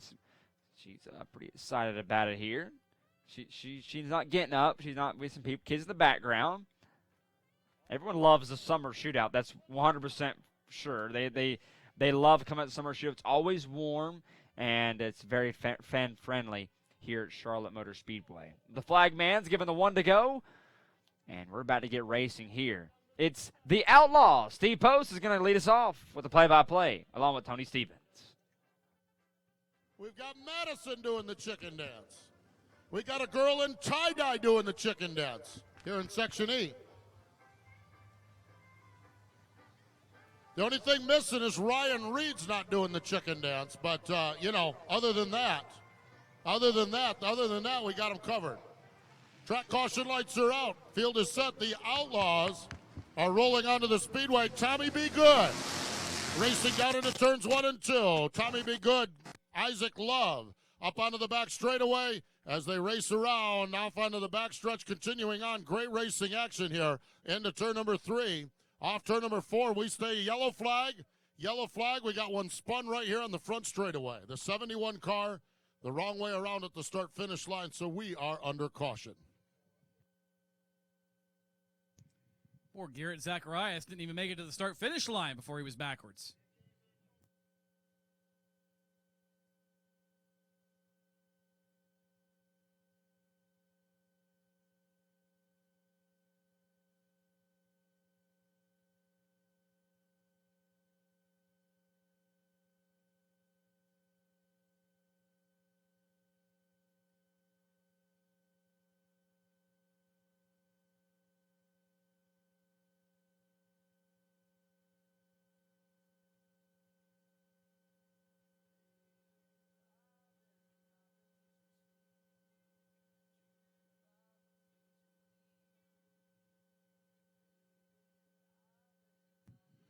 So going to get the field reassembled here, reshuffled. We got Isaac Love in the number 6 car on the high side. Tommy Good next in line. Matthew Davey and Blaze Brinkley in that second row. Then Tristan Lissick and Blaze Maddox in row number 3. DJ Knipe, last week's winner, the 29 car, and Matt Emery, row number 4.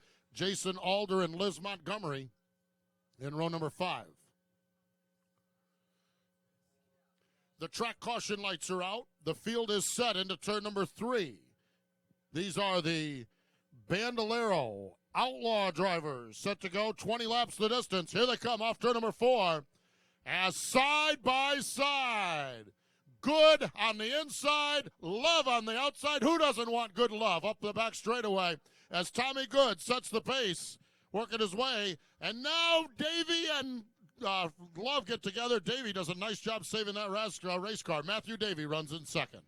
These cats are getting after it, no doubt. 2 and 3 and occasionally 4 wide throughout the field. One even in the grass as the leaders spill their way onto the back straightaway. Top 4 single file now. DJ Knipe up to 5th around Blaze Maddox, and Maddox hang on to it. He does after contact from the 11 of Matthew Emery. Will stay green as a couple of others get twisted up off of turn number 4. Meanwhile, Good setting the pace down the back straightaway over Matthew Davey and Isaac Love. Yeah, there's Matthew Emery, that number 11 car, racing in about the 6th spot now, as there's your 2nd through 5th place runners right there, working through some slower traffic, all kinds of stuff. DJ Knipe, that camouflage with fluorescent orange, number 29 car, takes another spot. DJ was last week's race winner now, currently sitting in the 4th spot there. There's 2nd place, Matthew Davey, the black and pink car. There's Isaac Love, the white and green machine, in 3rd.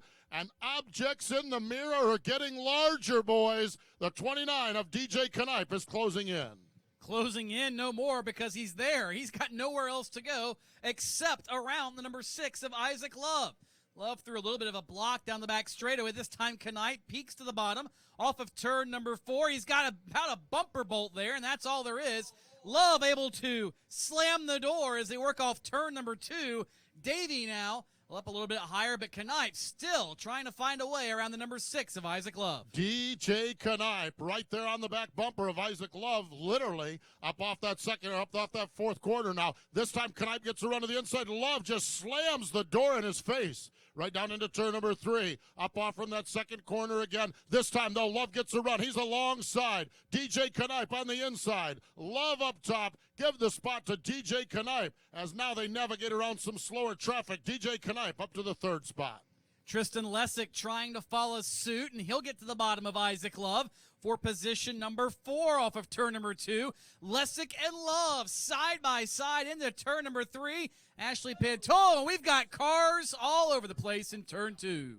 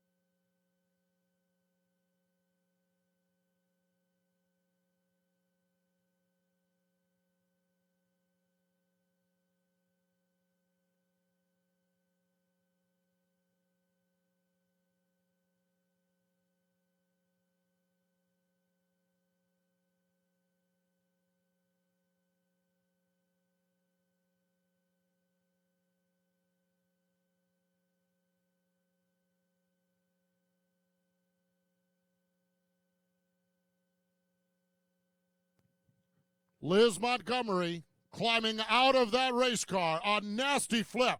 Let's give her a big hand, folks. Liz Montgomery climbing out of the race car. Car went tumbling down there in turn number 2. A very hard hit when it landed. Landed really solidly and awkwardly. Liz Montgomery, obviously a little shaken up after that ride, but she's been able to get her helmet off and climb out of that race car.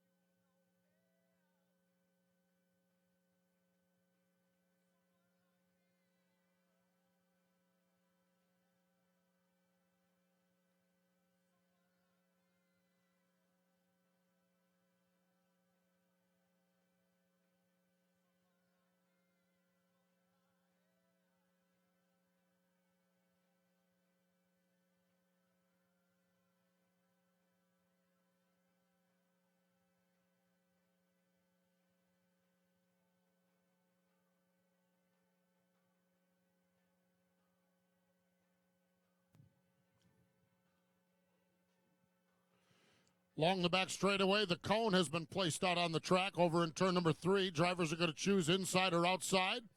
Inside lane is the advantageous line, but Isaac Love chooses the outside. He will go right up alongside of the leader. And we got the number 47 car going to go up a Blaze Maddox. And others choosing inside or out. The choose rule here at the Bojangles Summer Shootout.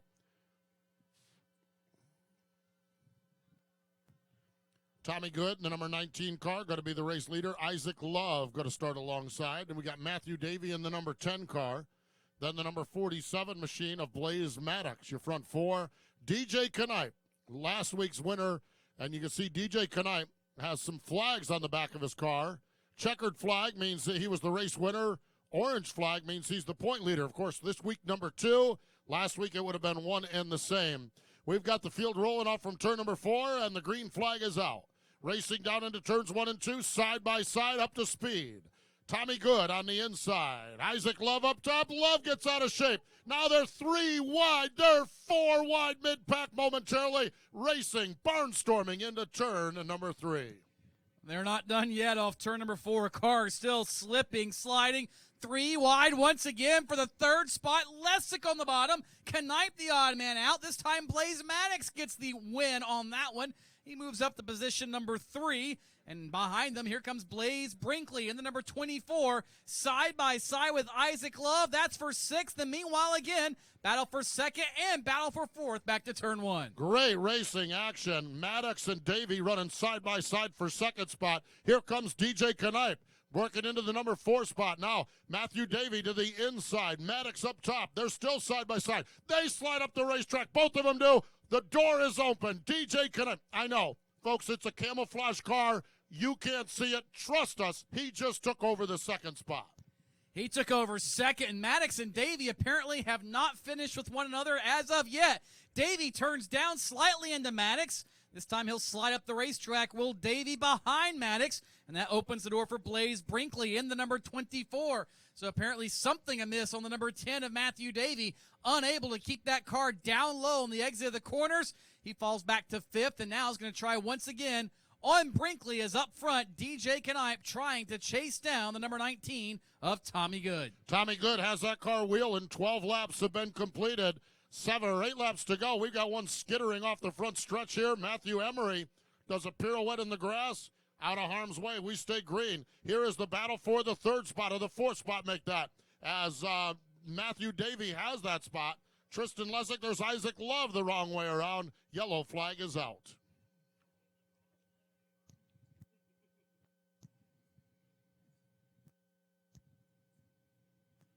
Oh, big crash here as Isaac Love gets his car twisted around the wrong way. Of course, a reminder from the Carolina AAA, do not text and drive, or as they put it, disconnect and drive. Whether it's your email, your picture messages, whatever it is. That way you can get to your destination safely and not end up sideways and in the grass like some of these drivers have tonight.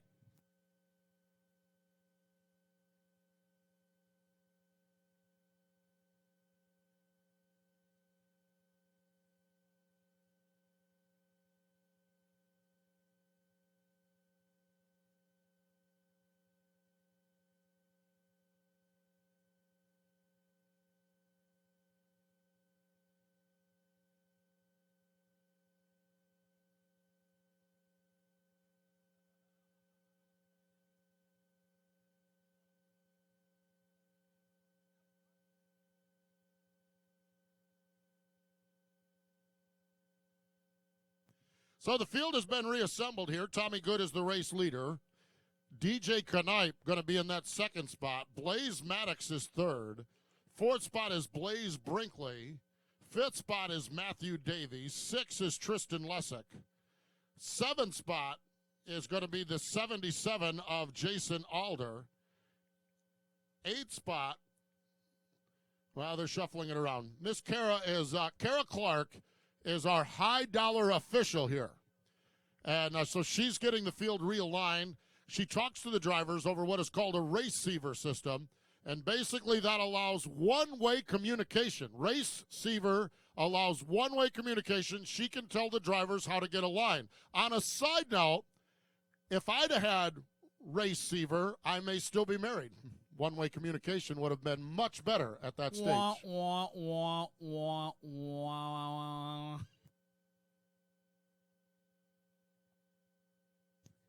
They're choosing on the back straightaway.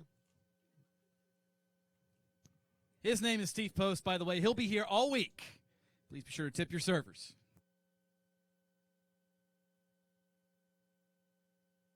Monday night at the Chuckle Hut, right here.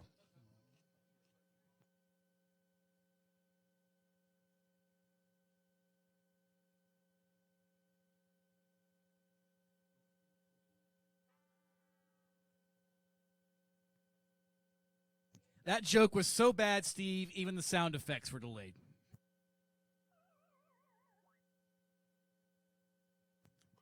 Field is set. 7 laps to go. Tommy Good, Matthew Davey up on the front row. DJ Knipe tucked right in behind him. Here they go. We go green. As they race down into turns 1 and 2. Tommy Good is there, but look at Matthew Davey. Rim riding that car. Working the high side off turn number 2. Not going to challenge for the lead. Now he's fending for second spot. DJ Knipe has that inside line. Knipe takes the second spot. Knipe up to position number 2, and now he has got minimal distance between himself and Tommy Good. Knipe, the big winner last week, trying to go 2 for 2, and he is all over the back bumper of the number 19 of Good, and we've got problems in turn number 1. Around goes the number 35 of Hayden Swank, and that'll put us under caution with 6 laps to go.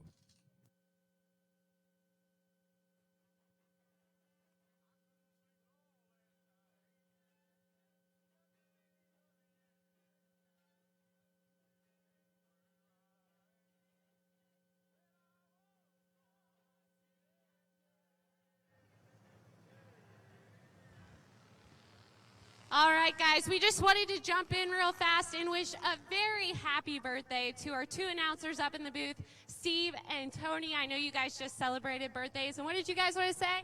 Happy birthday! Oh, her brothers didn't help her out. Happy birthday, guys, and they have an unlimited supply of Sun Drop down here for you if you would like to come get some. Oh, are you kidding me? We'll be right down. Madison, come announce this race. We'll come down and get it. Sun Drop and Miss Madison. That's a good combination on a Monday night.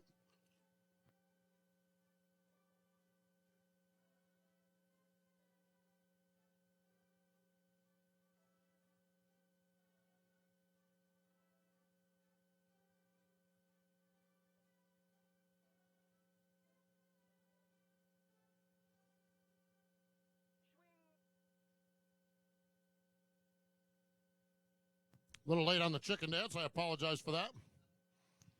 Just be glad that whole chicken dance wasn't on camera. You get all this man moving and doing the chicken dance, it gets tough to slow it down, that's for sure. Tommy Good going to lead the field to green here. Let's see how they shake out with the choose right now, as Good has the point.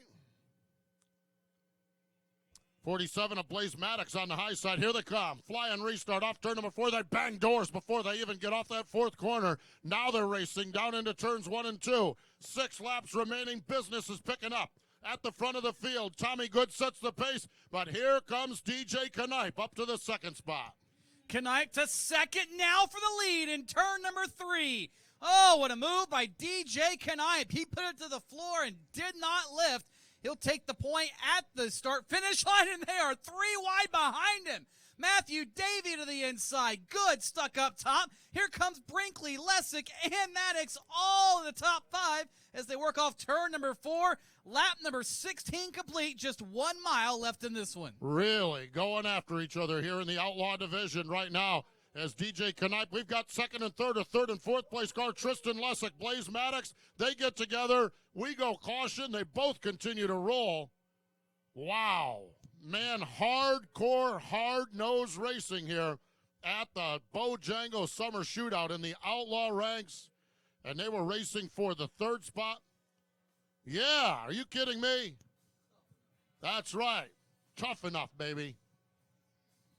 Hey, give a call to Jason Alder, too, Steve. That could have been ugly. But he, very heads-up driving on that 77, avoided a melee. Look at the replay here on the big screen. You see Lessick and Maddox get together, and watch the green car coming through here. Woo!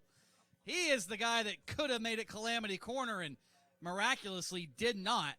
So fortunately, minor incident bringing out the caution flag as Tristan Lessick is climbing out of his 32 on the back straightaway. Apparently something amiss that he cannot continue with. So it looks like Lessick's day or evening might be over.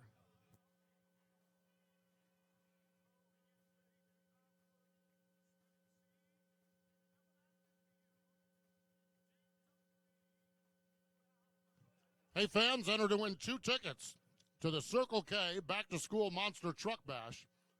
You can sign up at the information booth located on the concourse. And just a little bit later, our girl Madison will announce the lucky winner, and you can pick up your prize at the information booth. Man, 2 tickets for that Circle K Back to School Monster Truck Bash. The high-flying monsters of motorsports, they return to the dirt track at Charlotte Motor Speedway Saturday, August 13th. It is the Circle K Back to School Monster Truck Bash. Powerful 2,000 horsepower giants such as Stone Crusher, Dog Pound, Brutus, heavy hitter Avenger, and Bigfoot.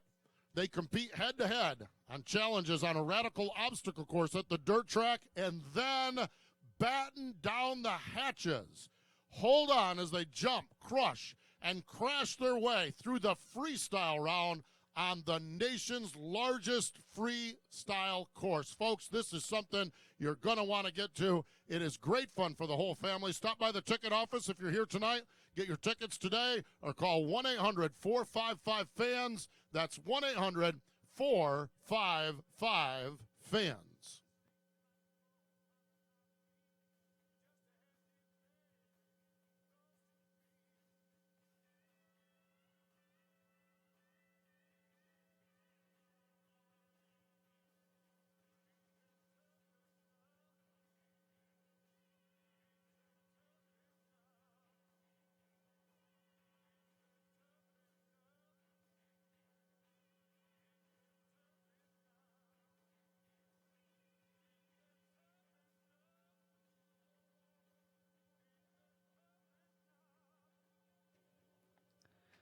So with 4 laps remaining in the Outlaws events, DJ Knight followed by Matthew Davey are the top 2, followed by Maddox, Leslick, and Brinkley is your top 5. For today's race is brought to you by Bill Steen, Racing Electronics, MPI Steering Wheels, Race Seaver, Federal Tire, Maxima Oil, Stock Car Steel and Aluminum, and Z-Max. Those are our sponsors for today's event. As you see, Knipe is working his way behind the pace car. Lights are still on. They're still working on the machine down there just right off of turn number 2, the 47 car. So they're working on him right now at the moment. They're loading him back on the back of the trailer, and they're going to knock him out and send him back to the garage area as they're lining up double file shootout style, but the pace car lights are still on as they're still working on that 47 machine. But an interesting race so far. The 77, that car, the green one, almost got close to hitting that, I believe it was the 47 that spun out, and that was definitely a close one right there. It's been great racing all night long, and it's definitely been an interesting night here. I'm not sure if there's a full moon out or not. I can't really see by the booth up here, but it's definitely been a lot of wrecks. I've seen one car barrel roll. You can see on the racetrack, and that might be here for a while too. The center of 1 and 2, that scratch marks leading up right to the grass. That was that was a bad crash, but he was all right. We're gonna send it back to Steve Post.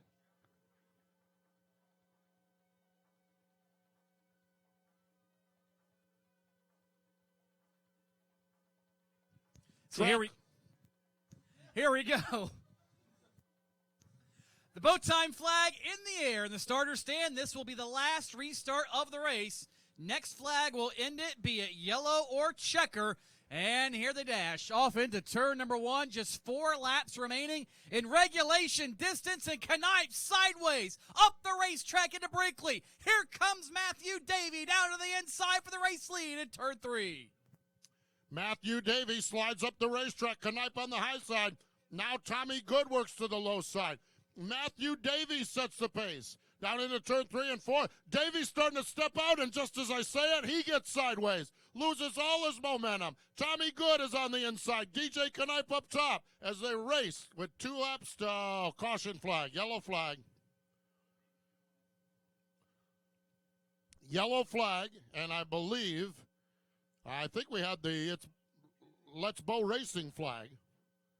So if I'm not mistaken, we're going to have a race winner here. And I've seen this play before. If indeed the checkered flag comes out, you want to talk about an excited winner. Lenny Baticki be down there in the middle of it all. What we'll do is we'll get the field assembled in proper order. But the Let's Bow Racing flag was displayed, meaning that we have hit the time limit of this race. So what we do is we get the cars lined up in proper order, and then the checkered flag will fly. Now, young Matthew Davey was here signing autographs in the stands, and to say he gets excited is an understatement. Lenny Baticki's in for a fun interview here in just a few moments. As they roll down, the field has been reassembled, relined up. And the checkered flag is out. Matthew Davey, you got his autograph here earlier tonight. Matthew Davey going to score the victory. DJ Knipe going to be second. Tommy Good is third. And I'll warn you right now, this will be a happy young racer in victory lane with Lenny Baticki.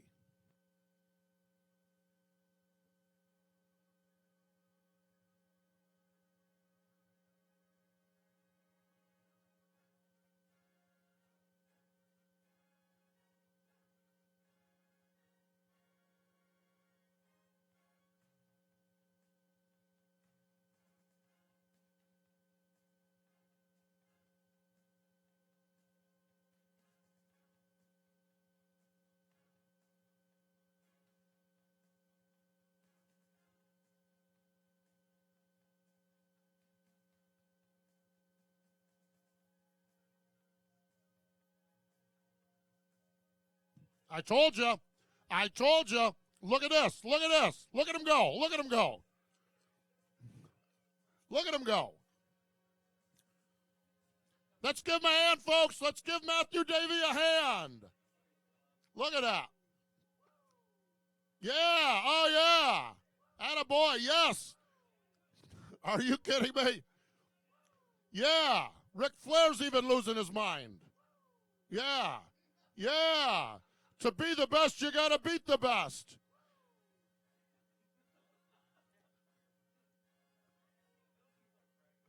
Matthew Davey. Oh, Mulcahy gets a hug. Oh, you know when Mulcahy gets a hug, it's a big event. Oh, yes.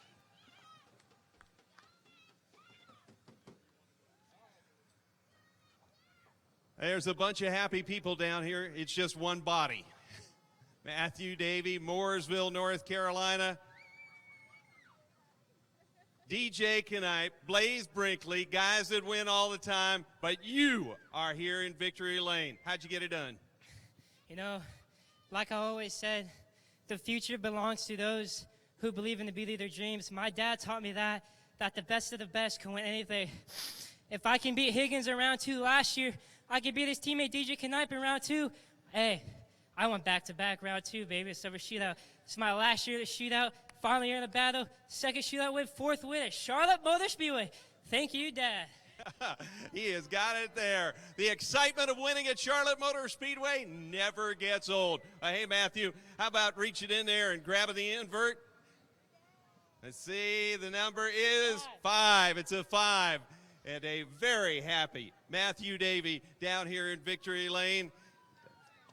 Lots of great stuff. Hey, want to say a shout out to Keith McIntosh in Canada, tuning into the PRN US Legends broadcast, and a guy that we all know who's now up in Louisville, Kentucky, Wearing all black, I'm sure, Sticks Buckley. How you doing, bud? Great to have all of you that are tuning in to the PRN broadcast and listening to not only the voices that we can hear in the grandstands, but our pal, Ford Martin, on that as well. Guys, back up to you in the booth.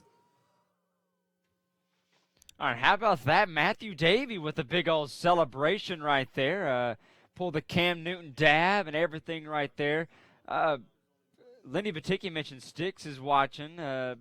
Stick knows me very well. I've worked for Ben Rhodes as spotter in the NASCAR Camping World Truck Series, and he takes care of old Ben Rhodes back in good old Louisville, Kentucky. So big shout out to him. I know he's probably smiling and probably excited. A big win, a big race for Ben Rhodes this past big race, finishing best career finish for him. But seeing our Bojangles ad right here.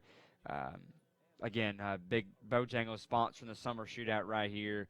Get a good old Cajun filet biscuit downstairs, and I should probably get one here in a little bit. After this race goes on, I might sneak down there to the concession stands to get myself a Bojangles biscuit here in a little bit as the AAA Carolina Semi-Pro Division is about to begin. Matthew Davey, that was a heck of a celebration. Oh, God, come on, guys. I mean, I know you're trying to be quiet because you're not on the microphone. What'd you think back here? Crazy. Okay. They're trying to be a little quiet. They don't want to get on camera. Wow, I can understand that. But thank you again to Bojangles for sponsoring this event. As these cars are headed back on the racetrack, we're about to get underway. He's back down to Steve Post and Tony Stevens. Receiver, Federal Tire, Maxima Oil, Stock Car Steel and Aluminum, and Z-Max. Again, Z-Max, Stock Car Steel and Aluminum, Maxima Oil, Federal Tires, Receiver, MPI Steering Wheels, Racing Electronics, and Bilstein, all giving away cash and or product as part of the Bojangles Summer Shootout Contingency Program. The AAA of the Carolina Semi-Pro drivers are on the Speedway next as we get set to go for their feature go. Their feature contest tonight slated to be 25 laps. 25 laps the distance.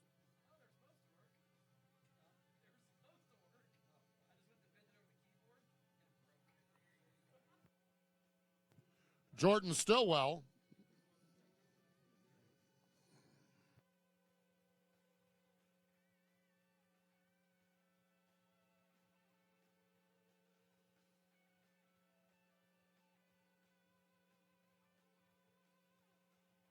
Jordan Stillwell and Nolan Pope. Field is set, 25 laps the distance. The AAA of the Carolinas, Legends car, Semi-Pro Division. Jordan Stillwell on the inside, Nolan Pope up top. We go green as they race. Oh, we got them all jingled up here in the middle of the field, but all racing side by side. Oh, my. This has the makings of a mess. Oh, right in the middle of it. You've got a wheel rolling. Got a barrels all over the place. Look at that one right there on the screen. Oh, my gosh, the front end just tore off from that car. Right down below camera 4, if you will, for those of you keeping count of our cameras. Steve, all that started when Craig Beerlid appeared, missed a shift in about the 10th spot, and it was chaos on back, and we see the results of it now on screen. We hope you're having a good time here tonight. Tomorrow night, we're right back here again for another big night of racing. Round number 3 of the Bojangles Summer Shootout here at Charlotte Motor Speedway. We just love that you've been here, joining us here tonight.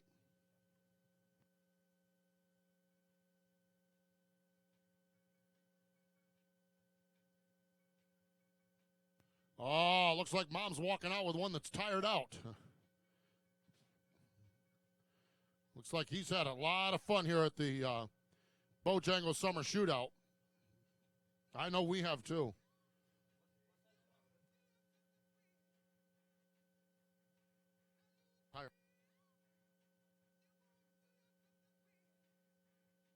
Yeah, no, it's not loose seal. That's loose wheel. on the inside of turn number 2.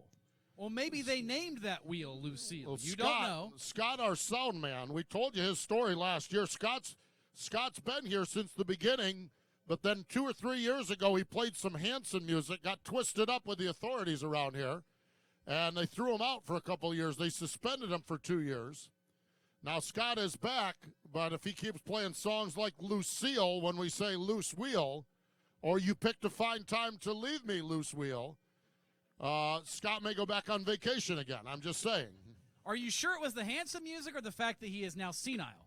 It's the Hanson music for sure. He was senile long before that. In fact, senile is part of a job qualification to get hired here, not to get suspended. Look around. True, they hired us We've got Roger Neal here. I mean, I don't know if Roger's still up here. He's probably gone home. It's past his bedtime.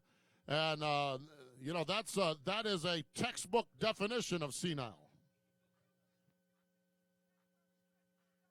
In fact, they put his picture in the dictionary right beside senile. And some other words that we can't say.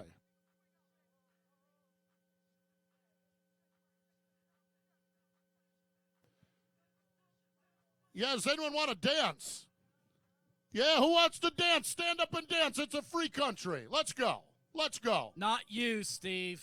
Yeah, the Landon Rap fans, they want to dance. Oh, go ahead. There you go. Yeah. Look, right down there in the aisle, right behind the flag stand, there's a youngster just going at it right there. Yep. Yeah, how about that? There we go. Yep. Again, good to have LeBron James here tonight. Shaking hands, congratulating LeBron James on that MVP from last night. Yep. Look at that. Look at that. There's energy, folks. Someone's going to sleep well tonight.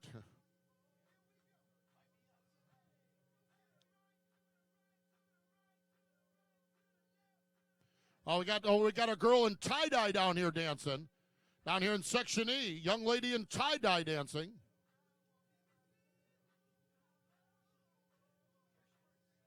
Yeah, there she is on the screen. Well, now that the screen comes up, her brother wants to join in.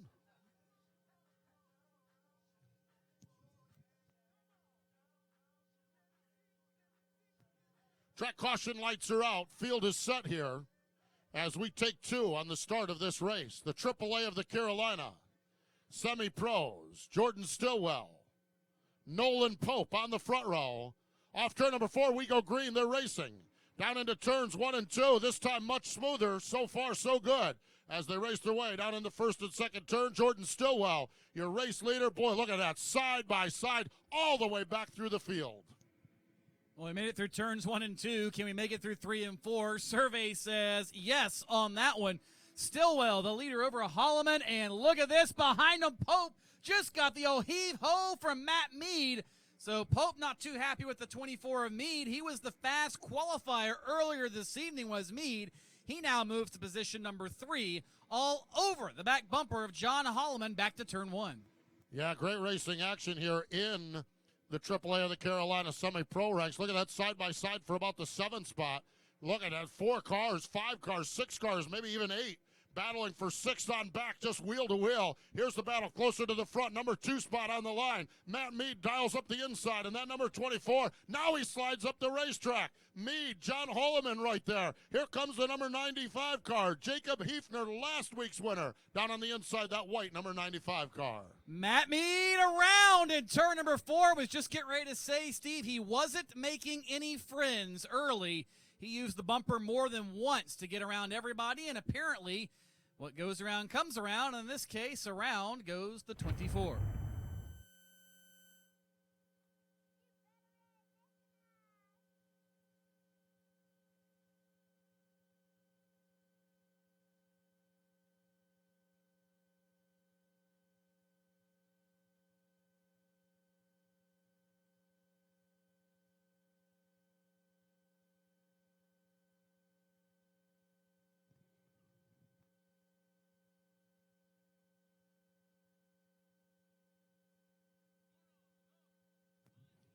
Huh. Oh. Love this song. Yeah. Wooly Bully.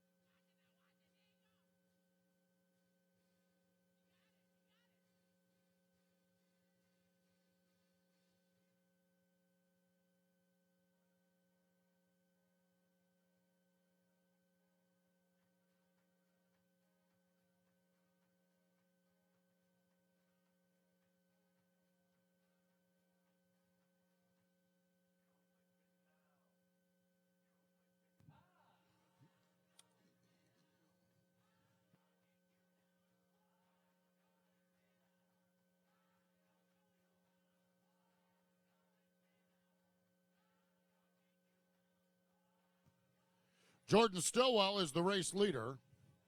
Looks like we got John Holloman in the second spot. Jacob Hefner is third.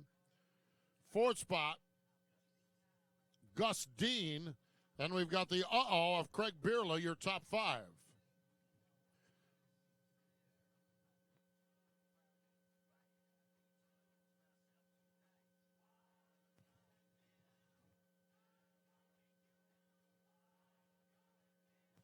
Bojangles, summer shootout here at Charlotte Motor Speedway. Oh, round number 2. You don't have to wait another week. You have to wait less than 24 hours for round number 3. We'll be right back here tomorrow night. School buses. Oh, are you kidding me?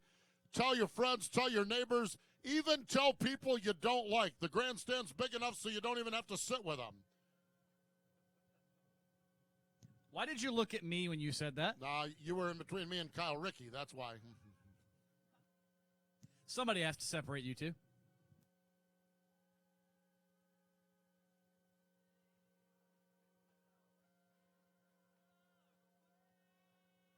Oh, they're going to choose on the back chute. They're going to choose. See that cone on the inside right there? They choose the inside or the outside. Okay, Jordan Stillwell, the inside is the preferred line. Let's see who's the first one. Aha! John Holloman. He's never scared to go up top. John Holloman going to start right alongside of the race leader. Now what you hope for is you hope the race leader spins his tires, maybe doesn't get a good start, or if you get a quick caution, you can fall down in line and maybe gain some spots. So that's the choose rule. We've been doing it for years and years. Legendary short track promoter Roger Slack was the gentleman that started that, and the choose rule is being used all across the country. Roger, of course, promoter up at the famed Eldora Speedway in Rossburg, Ohio now, working for Tony Stewart. The AAA of the Carolinas Legends cars, semi-pro, work their way into turn number 3. Jordan Stillwell. John Holloman off turn number 4. Green lights are on. Holloman gets a good run on the high side. They're wheel to wheel. They touch. They're 3 wide for the lead off turn number 2.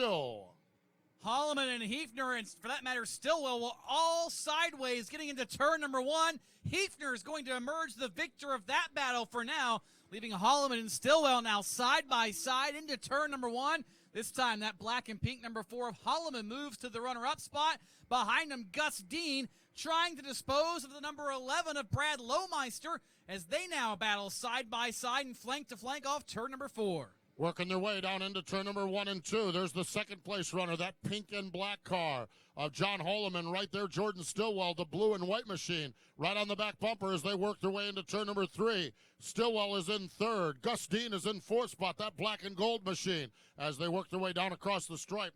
This time completing lap number 6 of 25 and starting to string them out, starting to rack them up, put them together. Great racing all the way back through the field. Here's the battle for the 7th spot as they continue on down into turn number 3. That's the number 17 of Scott Joy, the 2 of Grant Winchester in that one. Dustin Rumley is there. Even further behind him was Jessica Dana in the number 12, as there is the leader, Jacob Hefner, off of turn number 2.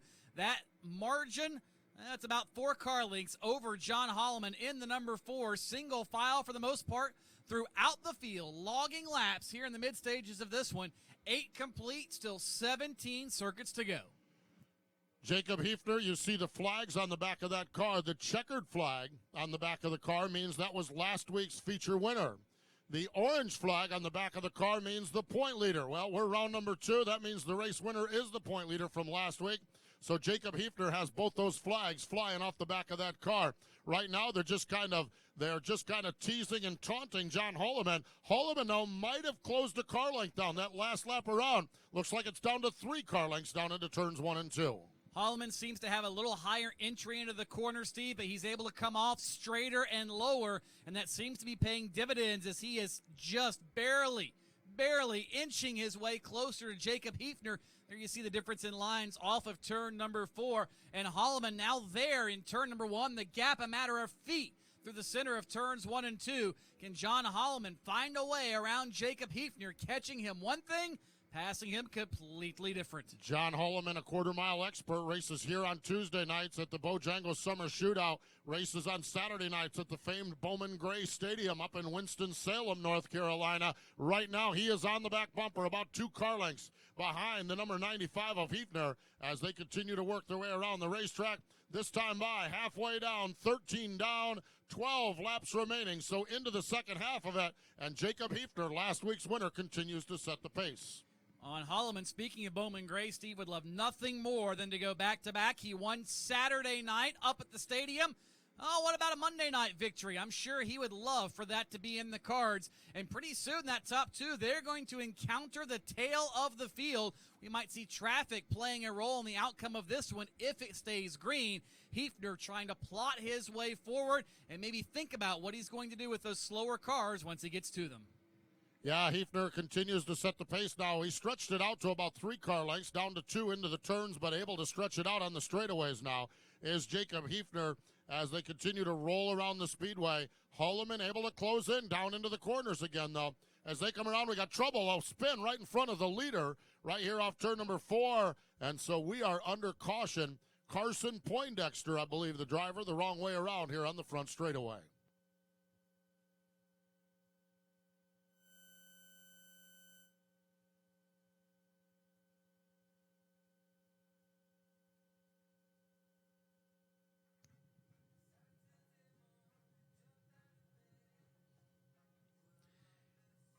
You know, Steve, one thing that won't turn you the wrong way around is, of course, bow time at Bojangles. You can hurry in now to enjoy one of my favorites, a country ham biscuit. It's traditionally cured, grilled country ham on a made-from-scratch buttermilk biscuit. Oh, just drooling thinking about it. Served hot and fresh all day, every day, and nothing goes better than a large 32-ounce cup of Bojangles legendary iced tea. Bojangles iced tea is freshly steeped the old-fashioned way every single day. At Bojangles, it's bow time.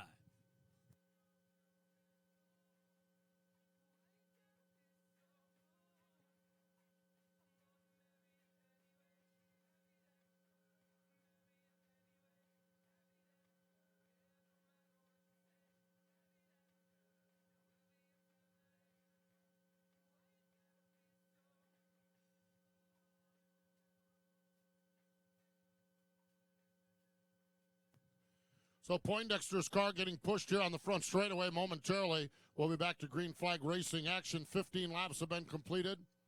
10 laps remaining here in the Triple A of the Carolina Legends car, semi-pro ranks.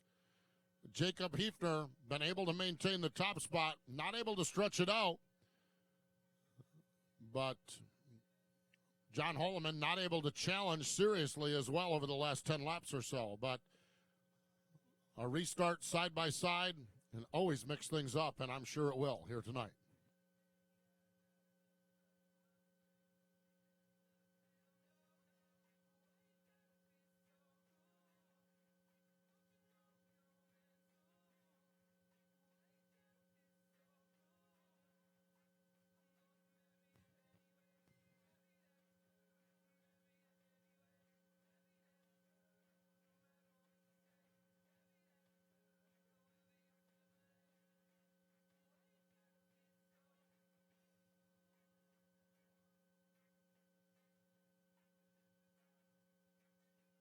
It's bow time at Bojangles. You know, to quench that summertime thirst, grab a large 32-ounce cup of Bojangles legendary iced tea. Freshly steeped the old-fashioned way every single day for that legendary flavor. Bojangles, it's bow time, and it's hashtag Let's Go Racing time.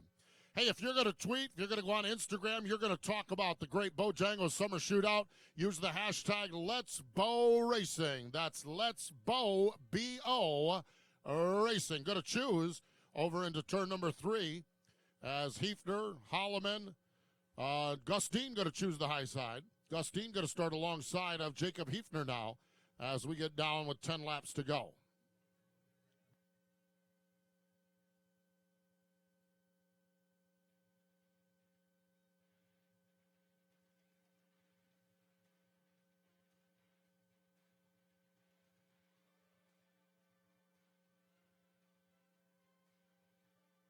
Oh, man, we are set, locked, and loaded.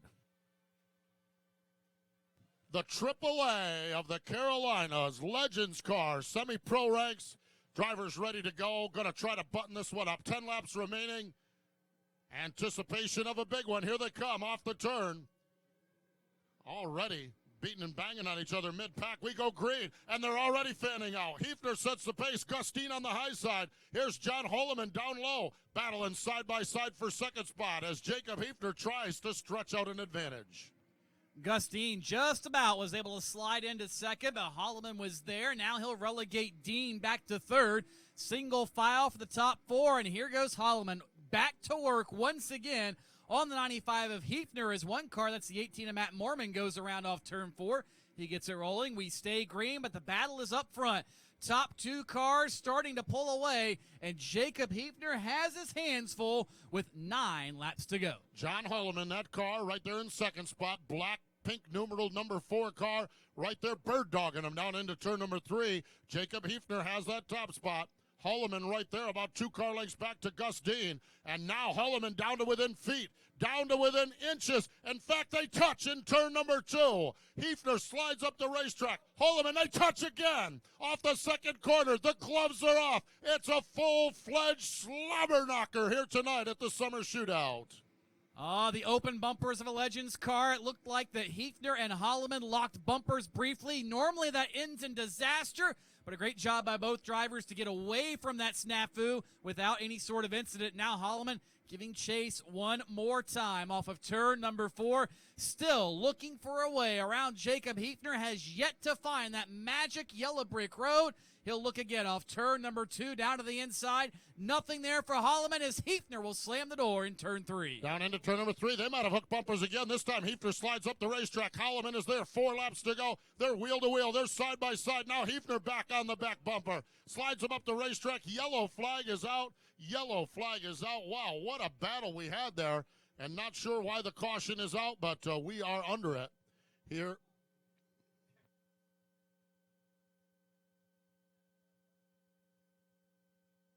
Oh, right in the middle of turn number 2, there's a big hunk of debris.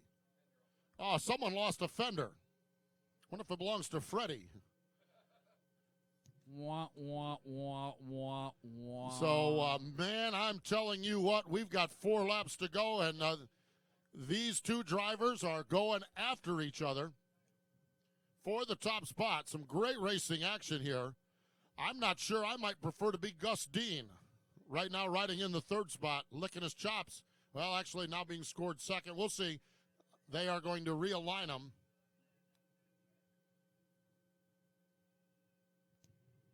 Remember, it was Dean that went to the high side in the last restart. What did he learn, if anything?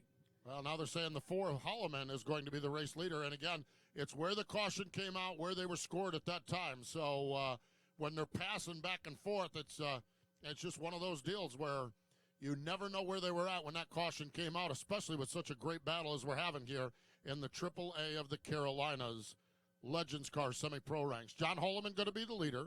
Jacob Hefner going to be second. Freddie Fender, how about that? Oh, yeah. Speaking of which, we found the owner of that Fender. It was Freddie. Well, Freddie loaned it to Matt Mead, who has since disposed of it. If you're listening on YouTube, we apologize that you cannot hear the music. That is why you need to come to the racetrack, because right now we are listening to Wasted Days and Wasted Nights with Freddie Fender, and we're just having the time of our life. We're glad you joined us here in the stands. Everyone's singing along with Freddie Fender. It's like a good old bar room right here now. But those of you at home wonder what we're talking about. It's the music we have here. We're not able to put it out on YouTube. So that's why you've got to come out to the Speedway to hear the great tunes as well. I'm just glad you're not singing them all the time, because your version would definitely not get caught by the YouTube algorithm. Well, there's no doubt about that. Maybe I should start singing them all. Freddie Fender. I could listen to Freddie Fender for the next 16 and a half years and never be disappointed. I am telling you what, I love some Freddie Fender.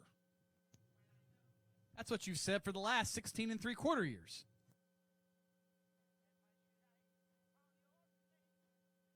While you're to blame for making me blue. Yeah. The choose cone is out over in turn number 3. Mercifully. Jordan Stillwell going to take the high side. Jordan Stillwell going to go up top. So this is going to be fantastic. 4 laps remaining. John Holloman is your leader. Jordan Stillwell going to flank him on the high side. Jacob Hefner, Gus Dean. Wow, this is going to be wild.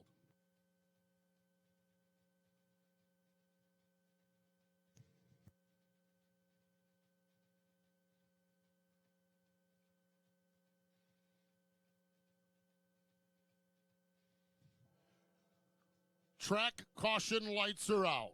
4 laps, 1 mile to settle it here. The AAA of the Carolinas, Legends Car Semi-Pro ranks. Off turn number 4, a flying restart. Here they come. And John Holloman gets the start of a lifetime. He takes a whopping 2-car length advantage down into turn 1 and 2, leaving Jacob Hefner in the second spot. Maybe a little too good on that start, as we're going to bring it back. Yep, there are 2 cones here on the front straightaway that you're supposed to start between. One of them is right there. The other one is there. And, yes, he is getting the flag of whatever you want to call it from Kyle McGowan. And, yeah, John Holloman not impressing Flagman McGowan here this evening. Well, Kyle McGowan, one of the absolute best, one of the top 15 officials in Cabarrus County tonight. And he is good. He comes from a long line of greats, going all the way back to the great Randy Smith. And Glenn, please don't squeeze the Jarman. And now we got Joey, we have school teacher Joey was around here somewhere, too. Wait, you're saying he's descended from them? Yes, he's descended from them. Oh, boy. Track caution lights are out. Here we go. John Holloman gets the run again. But he has got Jacob Hefner right in tow, down into turn number 1 and 2. Now Hefner gets the run to the inside. They're side by side for the top spot. Down in turn number 3, Hefner takes the advantage. A little bit of bumper tag, and here goes Hefner around. Now here's the question. The caution was already coming out. The lights were on just as Holloman and Hefner made contact. So is this going to be a call for a jump start for Holloman, or will both cars be sent to the rear for causing the spin? The high-dollar officials to our left are now tasked with making that decision, and the best thing that could happen if you're Gus Dean is they both get sent to the back. So this one is going to be a Uh-oh! The black flag is out. The black flag is out for someone in the flag stand. Well, Jacob Hefner might have bigger problems as well. Here's a replay, and they get together. The problem is this. Watch this. He can't see Hefner's car. He might have damage on the front end. John Holloman getting the consultation flag. That's the black flag. So John Holloman, watch this. Here it is on the big screen again. Tags him. Hit the road jack. Now watch this, though. The problem that Hefner has, and he's rolling here on the front straightaway, but not sure the front end may be askew on that car. John Holloman going back to the work area. He has been disqualified. I think I said a little bit ago, Gus Dean might be in the best seat. Right now, Jordan Stillwell, who chose the outside. Again, you choose that outside lane, something like that happens, and Jordan Stillwell finds himself at the front of this thing with 4 laps to go. The Stillwell fans have lost their minds down here. They've gone bonkers. Yeah, they've lost their minds. They're gone bonkers down here. He was a birthday boy last week. Speaking of losing his mind and going bonkers, there's your race winner from earlier, Matthew Davey, walking down with a trophy in the air. Yes.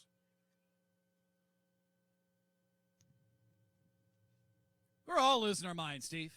They're losing their minds on the racetrack, too, because here's the thing that started all that. Jacob Hefner moved John Holloman pretty handily in turn 1, and I've got a feeling that that's not the last of the bumper tag we've seen, because we've got Tyler Truex and Gus Dean all back there, and, well, so far, the way of the bumper has been the way to the front. So we might see a little bit more physical racing off in the first set of turns. Quite honestly, of all the things I've lost in my mind, or my life, I miss my mind the most. It's easy for me to say. Probably miss your life, too, right? We're going to re-rack them and restack them here. Let's see if we're doing the choose. No, we're not. I think it's going to be a single-file restart. Yeah, it's going to be a single-file restart because it's trying to get this thing in the books.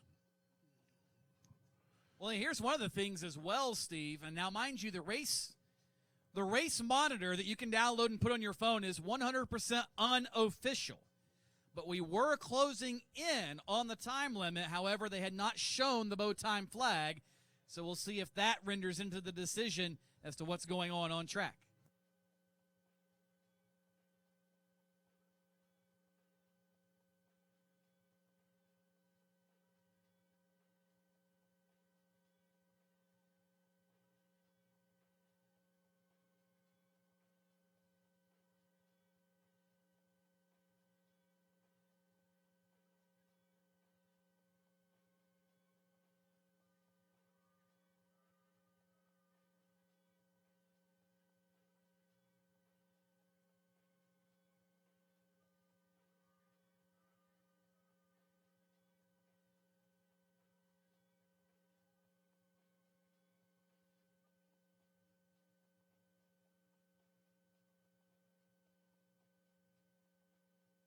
Oh, you know what that is.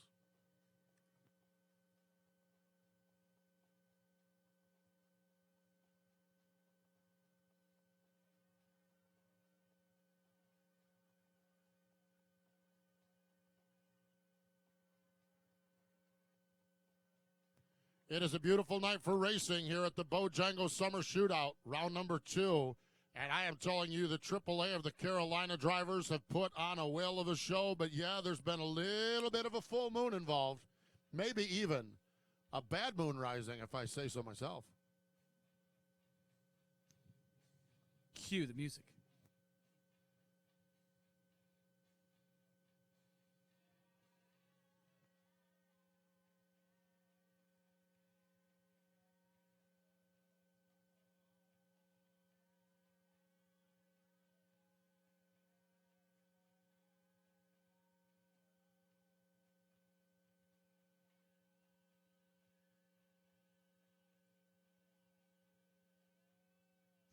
Well, Jacob Hefner has taken his car to the pit lane over in the work area. John Holloman is off the track after receiving the black flag, so any question about where they might be scored and running and otherwise, for those two at least, is out the door as we get the 1 to go signal. There will be no bow time choose. It'll be a single file restart, it appears. And Gus Dean, the big winner from the ARCA race at Talladega a couple months ago, only his 4th stint in a Legends car, is now out front of the AAA of the Carolinas Semi-Pro feature with 4 laps to go. And Steve, there it is from the flag stand. The bow time flag is displayed. If another flag comes out besides the checker, this race is over. Gus Dean, Jordan Stillwell, your front 2 automobiles. Here they come. Green lights are on. We're racing down into turns 1 and 2. Truex runs in the 3rd spot, up the back straightaway. Gus Dean wheeling that car, driving it for everything he's worth, driving it like he stole it into turn number 3. Gus Dean sets the pace. Jordan Stillwell trying to steal it himself down on the inside. Has that bumper hooked right onto Gus Dean's bumper down into 1 and 2. And you see Gus Dean backing the corner up, trying to be below terminal velocity at the center, so when he gets that shot from behind, it doesn't move him up the racetrack like it did Stillwell when he received it from Truex. So Truex now is 2nd, Stillwell 3rd. There's 2 laps to go in this one, and Tyler Truex, the fast timer from earlier this afternoon, he has got 3 car lengths and a lap and a half to do something with Gus Dean. Gus Dean has the advantage. The black and gold car at the front of the field. White flag is out. One more trip around the old quarter mile. Here we go. Out into turn number 1 and 2. Tyler Truex is there. He gets to the back bumper. What's it going to be on the backstretch? Dean able to stretch it out. 2 car lengths. Now down to 1 car length. Gus Dean very smooth in the center of the corner, and Gus Dean going to score the win. Tyler Truex, Jordan Stillwell, Grant Winchester, and the rest of the field flash across the stripe. A very entertaining and fun AAA of the Carolinas Legends car, semi-pro feature, and race winner Gus Dean going to go to victory lane and talk to our very own Len Baticki.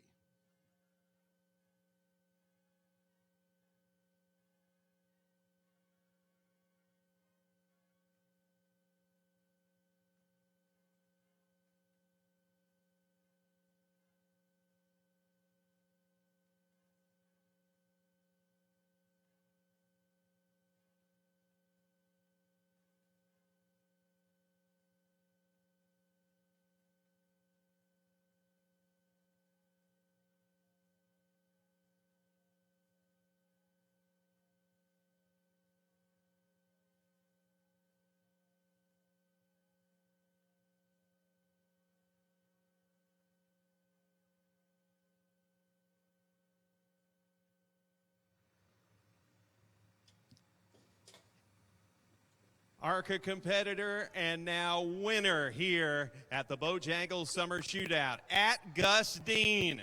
Very popular on Twitter and a great win for a guy from Charleston, South Carolina. Man, that was a lot of commotion out there, Gus. How'd you pull this one off?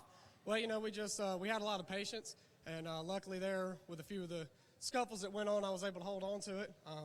CJ and the guys at 860 Motorsports gave me a great car. It's just awesome.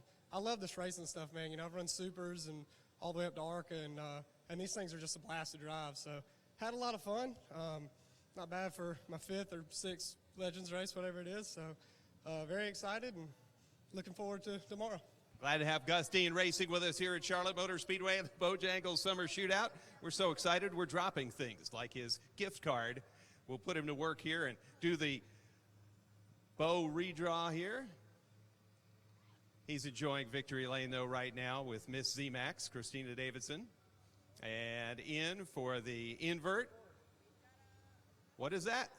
It's a 4. It's a 4. So, Gus Dean, congratulations. And we'll send it back up to the booth for more call of the Bojangles Summer Shootout here on Bonus Day.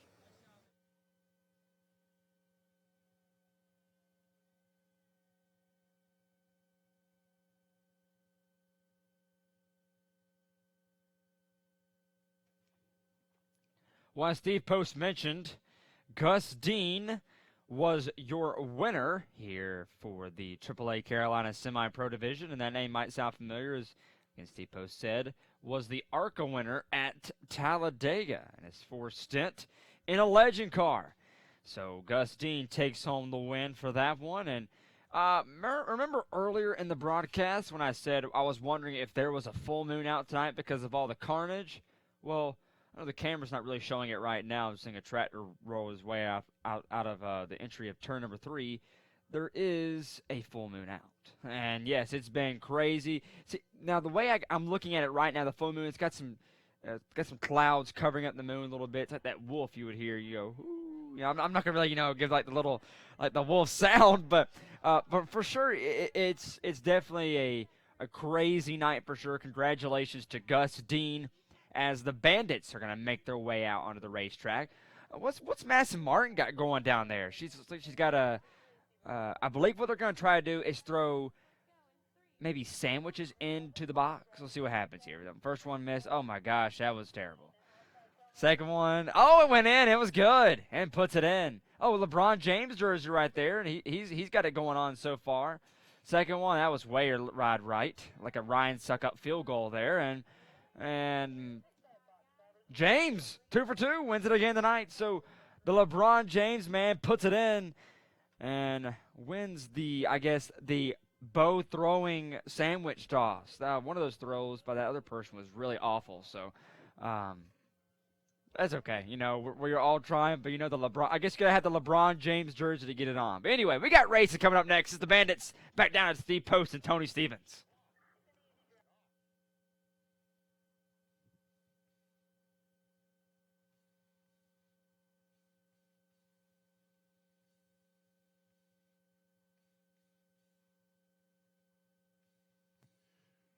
Bandoleros rolling onto the speedway for their feature go. The Bandits out on the track, 20 laps the distance. Here they go up onto the back straightaway. Cameron Bolin setting the pace, the number 67 car. And we got the Bryson Ruff running in second spot as they race their way off turn number 2. Turn number 4 down the front straightaway towards turns 1 and 2 as Cameron Bolin has things in tow up along the back straightaway. Oh, watch out behind him. Landon Rapp just about cashed it in. Contact with the number 14 of Connor Jones. Rapp able to hold on to it. Meanwhile, top 2 now pulling away by half a straightaway over the rest of this field. Cameron Bolin and Bryson Ruff in command of this one. And we've got more cars around over in turn number 2. William Robusto goes around. He gets it righted. Same with number 4 of Leland Honeyman, still going the right direction. All the while, battle for the lead back to turn 1. Battle for the lead at top spot right now. Honeyman goes around again. No, this time they made it stick down here in turn number 4. Kind of got together up in turns 1 and 2. Didn't get the job finished. They got it finished down here in 3 and 4. And so now we are under caution with, let's see, we've got 3 laps completed.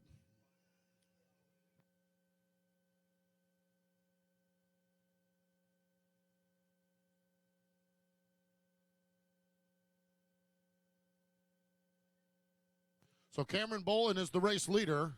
Bryson Ruff is second. Going to have a replay. Watch this.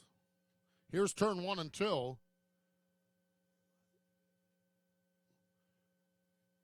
And so what they did not accomplish down in turns 1 and 2, they're beating and banging on each other. Okay, now they're able to accomplish it here in 3 and 4. There we go. Mission accomplished. Sometimes, you got to love that never give up spirit amongst these youngsters. 8 to 11 years old, never give up. That's one of those life lessons. Oh, boy. That's part of what they teach in U.S. Legends Car Racing is if at first you don't succeed, try again. And they did and succeeded.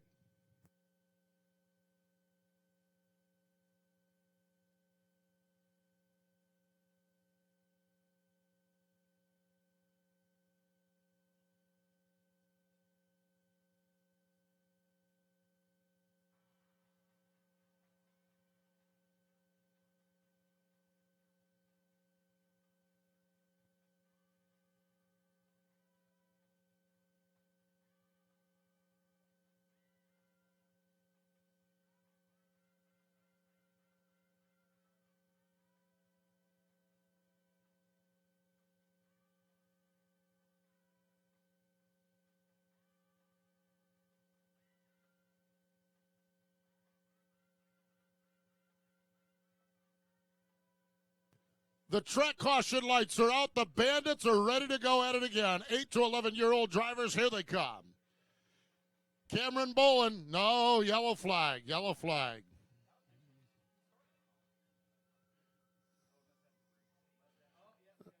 There's some debris out on the racetrack. It's from the 22 car out on the speedway. I looked up and I saw that car and I thought, my gosh. And then I looked over, and that's William Robusto. I looked up and saw that car, and I looked over and saw Kyle Rickey, and I said, oh, it's got to be one of those NASCAR wheel-in modifieds. Looks just like it. Just like it. Kyle was smiling like he was at a modified race. Oh, yeah. So that's your instant clue. Yep. Not sure who drives the number 22 in the NASCAR wheel-in modifieds, but we had a flashback right there.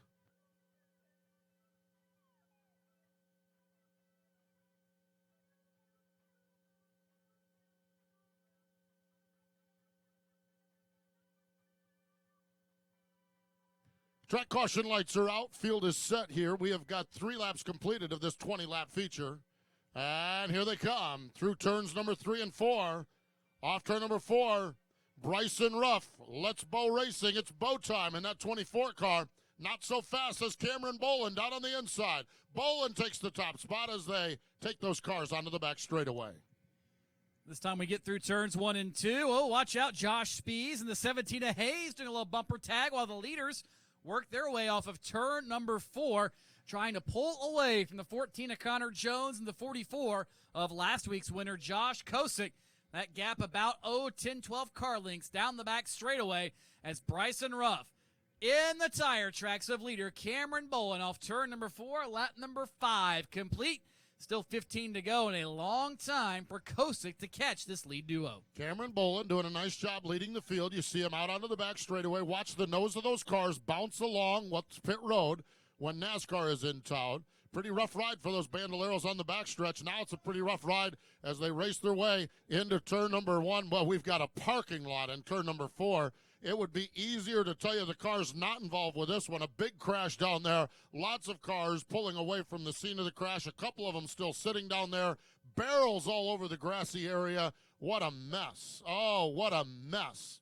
Not what we're looking for. Scattered, smothered, covered, and chunked, I believe, down in turn number 4.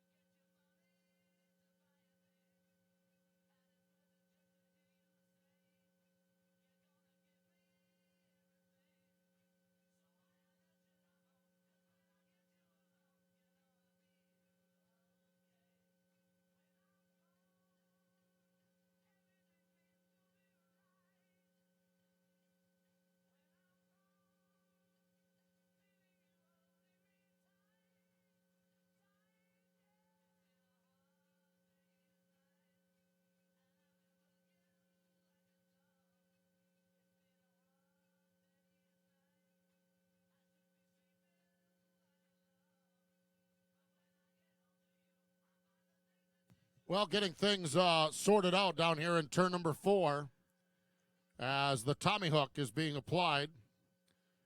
Getting those cars pulled apart. Hooked together, entwined down there like a jigsaw puzzle.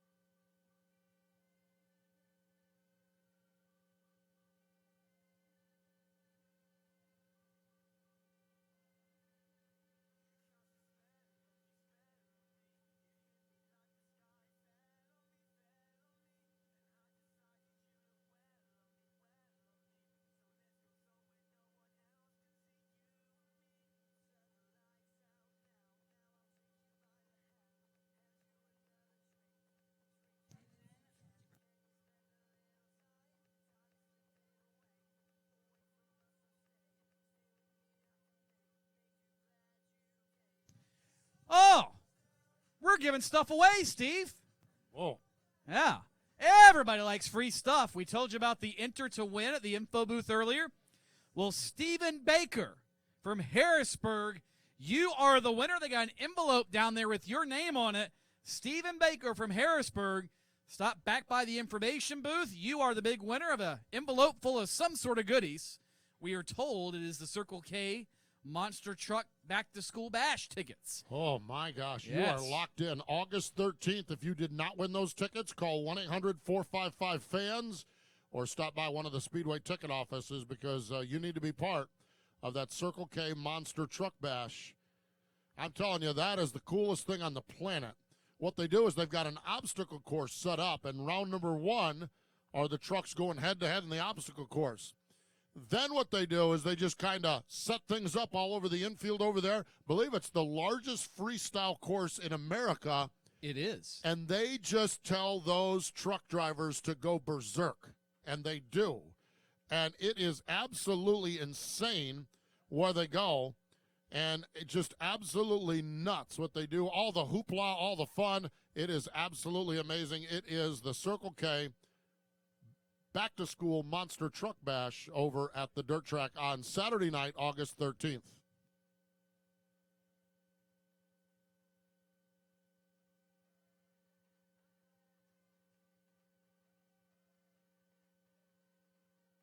You know what else is coming here this summer, right, Steve? What's that? For the first time ever, and only here at Charlotte Motor Speedway, the Monster Energy MXGP World Championship. It is the premier motocross championship, not only in the U.S., but in the world. That means the best motocross riders from 16 different countries will compete on the 1-mile course installed here at the dirt track at Charlotte. You can get set for the Monster Energy MXGP of the Americas September 2nd and 3rd. That is Labor Day weekend. And a little birdie told me that there will be some really big stars coming to the MXGP because, well, let's just say everything works out. And guess what? MXGP is where you want to be on Labor Day weekend this year.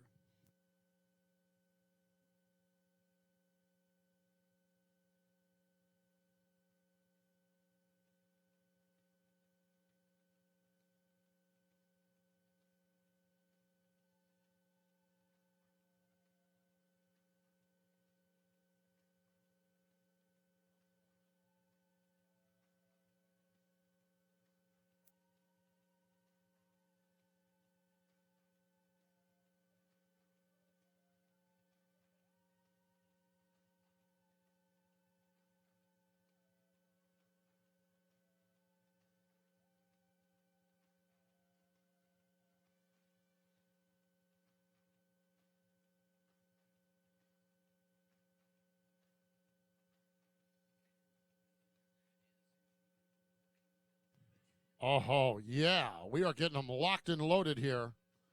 The Bandits getting ready to go. Back at it.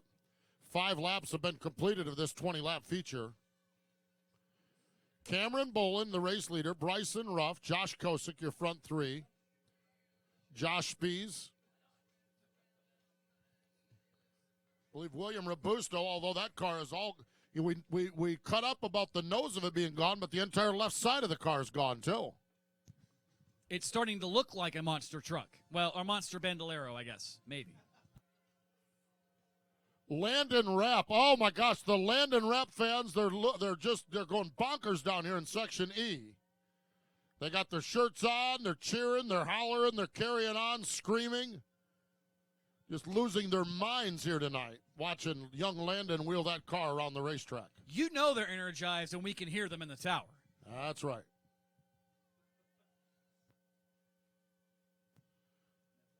This has been quite the mess down here.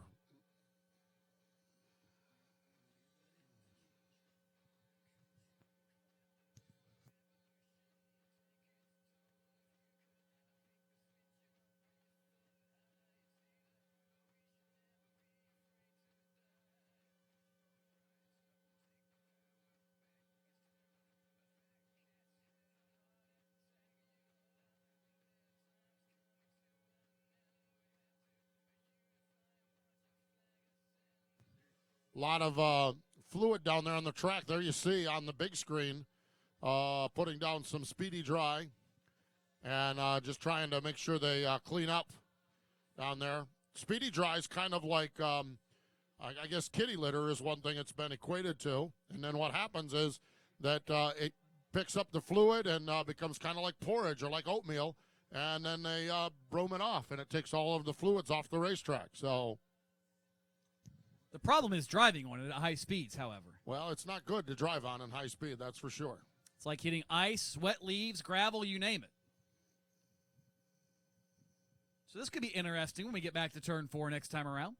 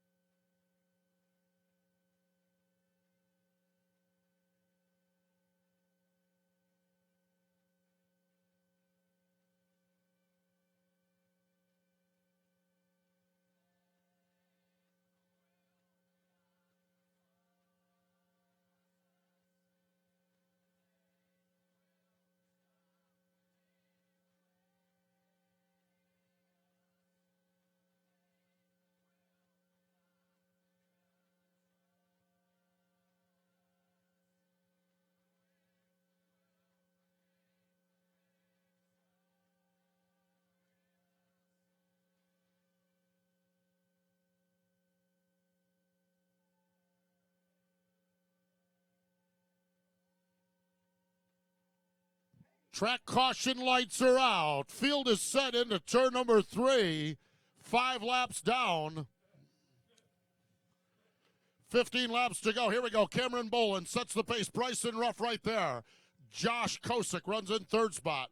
Onto the back straightaway they go. Great racing action here.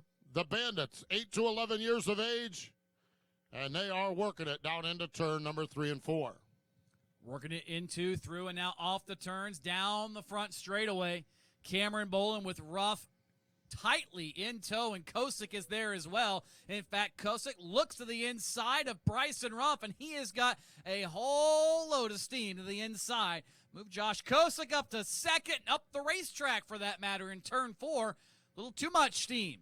Opens the door once again for Bryson Ruff to ruffle his feathers and move back into second, all the while still chasing Cameron Boland down the back straightaway. Yeah, Bryson Ruff and Josh Kosick having a great battle, but that is allowing Cameron Boland to open this thing up just a little bit.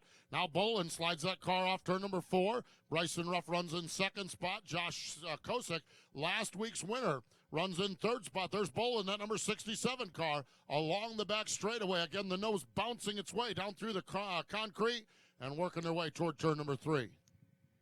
And Ruff, again, slides down the exit of turn number 4, but Kosick this time unable to do anything with that Bojangles sponsored ride as they head back off of turn number 2. And one more time, those front ends bouncing. These cars, well, I shouldn't say complete rear suspension, but they do have coilovers on the rear, springs and shocks as you traditionally have, but the front, no suspension at all. So that's why these cars bounce like they do down the back straightaway. And now that they've got back single file, Ruff and Kosick are starting to reel in leader Boland in turn number 3. Yeah, Cameron Boland had about an 8 or 10 car length advantage. It's down to about 3 or 4 right now as they work their way down across the stripe into the second half of this one. That's lap number 11. 9 laps to go, and your front 3 cars have all hooked up. Onto the back straightaway. We've got a battle into turn number 3. 3 cars going at it for the win here tonight. Coming around with 8 laps remaining. Just 2 miles to settle it, and Bryson Ruff has found another gear. He has pulled away from Josh Kosick, and he is all over that rear piece of tubing on the back of the 67 of Cameron Boland. Boland thought he might have this one in hand, but Bryson Ruff has turned up the oven. It is a whole different type of temperature as they work off turn number 4. Better hurry up. The Chicken Supremes are about done as Bryson Ruff trying to find a way to victory lane in this one. Cameron Boland has the lead. That's the white car. Onto the back straightaway they go.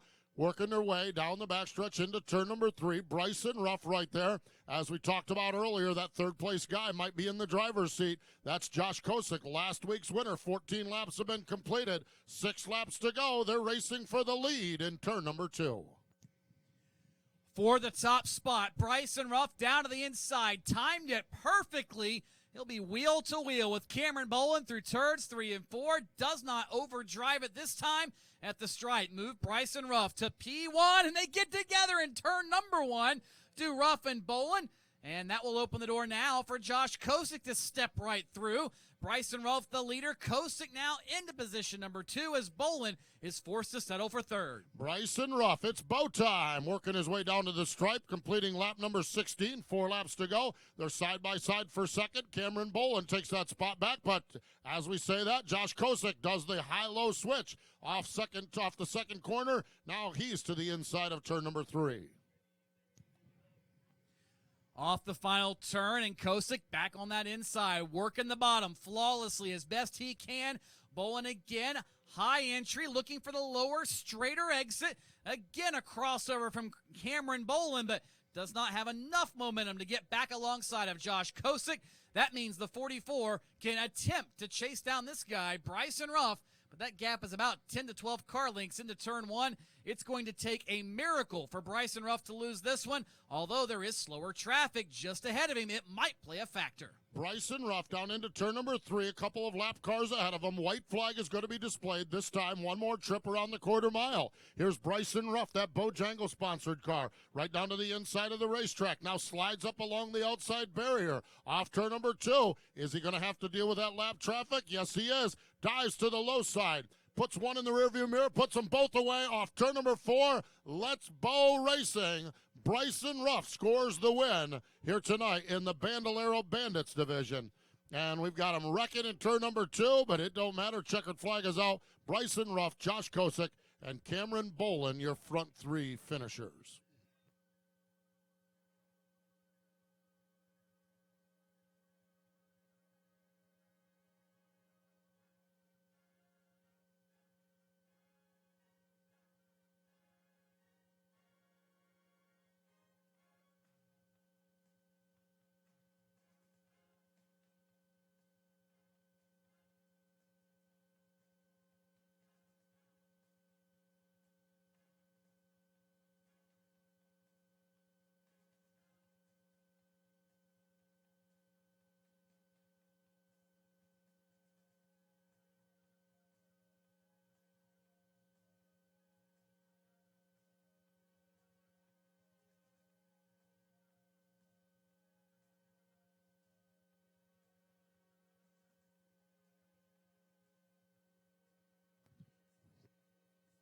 So Bryson Ruff, roof hatch is up. Chris Mulcahy going in.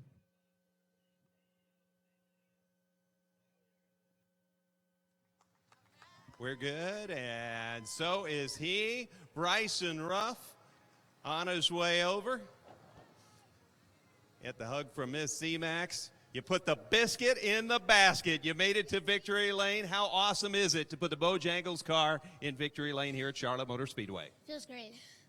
What did it take to get around Mr. Bolin there? He looked fast early.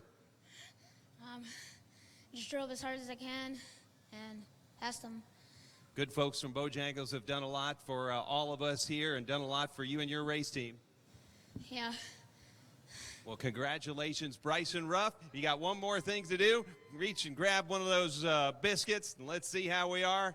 It is a 2. He'll invert 2, and he'll go have himself some absolutely legendary Bojangles iced tea, I'm sure.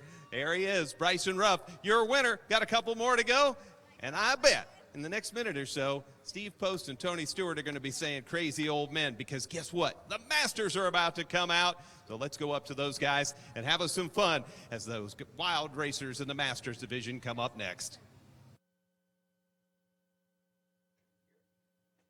Well, thanks, Lenny. We appreciate it. Again, Ford Martin up here in the booth all by myself. Rob Albright left me. I'm going to go do Doug Rice's PRN show. Left me up here all alone. I don't know about all that. I guess I have to talk to Rob about that in the next couple weeks about why he left me up here. Oh, well, that's all good. Bryson Ruff, everybody. He's going to win that one, the number 24. Got some Bojangles sponsorship on there, so it's good for him winning. I guess Bojangles really likes that. So Bryson Ruff, the number 24 Bojangles machine, takes that home, followed by Josh Kosek, Bolin, Robusto, Honeyman, Spees, Rapp, Bailey, Renna, and Hayter. Hayter rounds out the top 10. So that's the top 10 for the Bandits. Now, what we have coming up next is you might have watched it earlier last week, about midway during the race. I'm not sure if it was, I think it was before we had the big lightning delay. Now we're about to have a ball toss. Now see how the fans are going to throw some tennis balls hitting the Legend car, and here we go. No one's throwing anything. I guess no one feels like throwing anything right now. I mean, I guess people might feel like throwing Bojangles biscuits, but oh, we got one, and it's nowhere near it. Here we go. Let's see. Are we trying to hit the car? Are we trying to hit the man? Are we trying to hit Miss Z-Max? I mean, I don't know what's going on. And wide left. It's wide left. It almost hits the man in their head. Here we go. Got nothing here, and not close. Not close at all. Close. It bounced right in front of the car there. Let's see. We got any more? The fans working their way down, and sees one fan. He's going to throw it, launch it up in the air. It barely makes it over the catch fence. And no good. That was pitiful.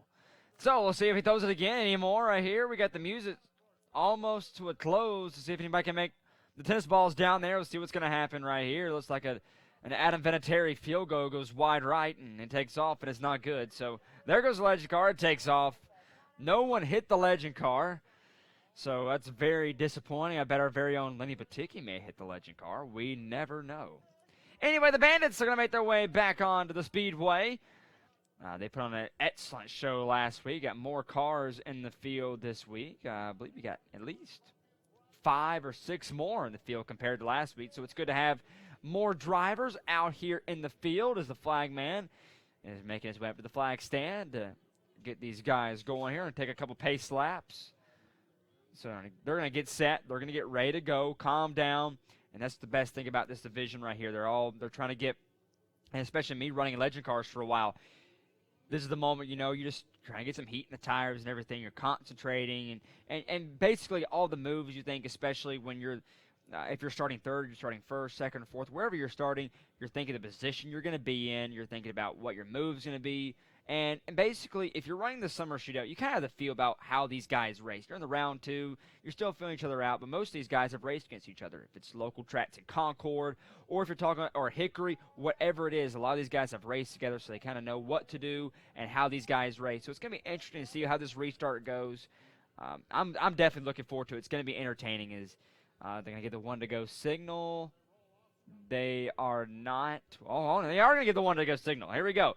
So the pace car lights are off. We're going to send it back to Steve Post for the green flag for the Masters division. Into the field, she's worse yet because she's got to go out there and deal with those knuckleheads. That makes her crazier than they are. It's not bad enough they are crazy. She chooses to race with crazy. Well, if you can't beat them, join them, I guess, right? The Masters division set, lined up behind the Bojangles pace car. Scott Whitaker, Mark Green on the front row. Here they come into turn number 3. 25 laps the distance. No, they weren't even close. They weren't even close. See that? I told you. I told you they're nuts. They've lost their minds already. Carl Cormier back there. Bruce Hyos Silver.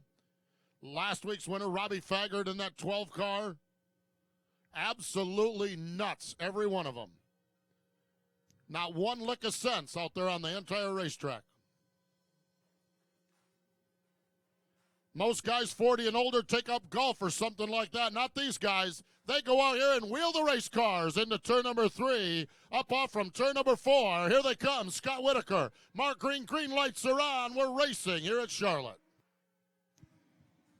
See how crazy they are off in turn number 1. They somehow get through it. Whitaker and Green, the top two. And look, oh, contact! Whitaker and Green into the outside wall, and we've got cars scattered in turn number 3. And once again, you picked a fine time to leave me, loose wheel, as Mark Green's night will last all of about 2 corners. Oh, as they said with the Hindenburg disaster, oh, the humanity as those cars rolled into turn number 3. Holy cow, battling for the lead. There we see Mark Green climbing out of his race car right at the base of camera number 4. Right at the base of camera number 4. Yeah, he's out there just kind of looking to see who's around. Yeah, he's going, what's up, dude? What's up, dude? Well, that's what old men say when they're mad at each other. What's up, dude? I'm surprised you can read lips behind that helmet, Steve.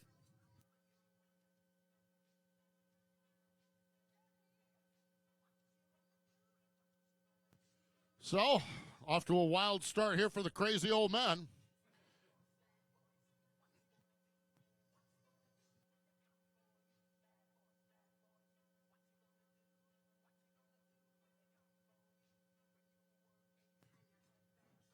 Scott Whitaker, he's back up front. I thought for a moment the way he went down in turn number 3 that maybe a brake line or something had broke on that car because he went in there, he went out through the rhubarb, through the petunias, out across the grass, out onto the speedway, but apparently he feels all right with the race car, and he is ready to go. He's got a handful now to his right arm, though, as Bruce Silver in that racing electronics car going to be alongside. So continuing to work on Mark Green's car, getting it off the racetrack over there off turn number 3.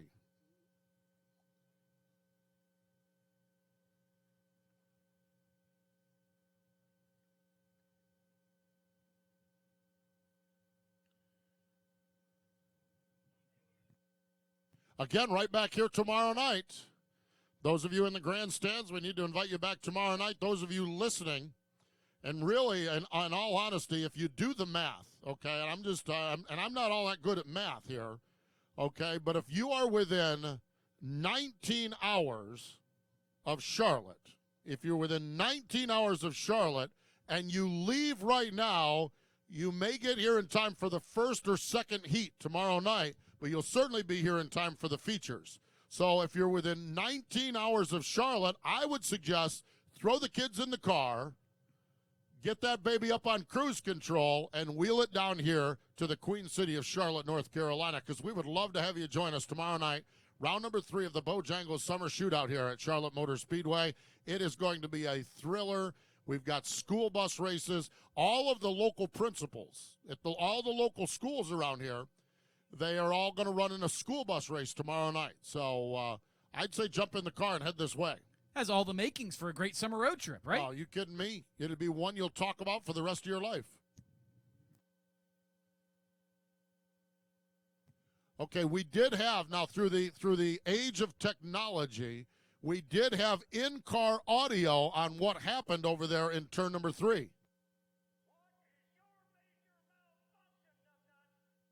That's what Mark Green said. That is what Mark Green said. I'm not sure he can say that, but he did. Well, that's what kind of microphone we have on that camera in camera number 4. I'm glad it was Mark saying it and not me. Now, Bruce Silver consulting with one of the officials over there in turn number 3. Maybe he's telling him what the major malfunction was.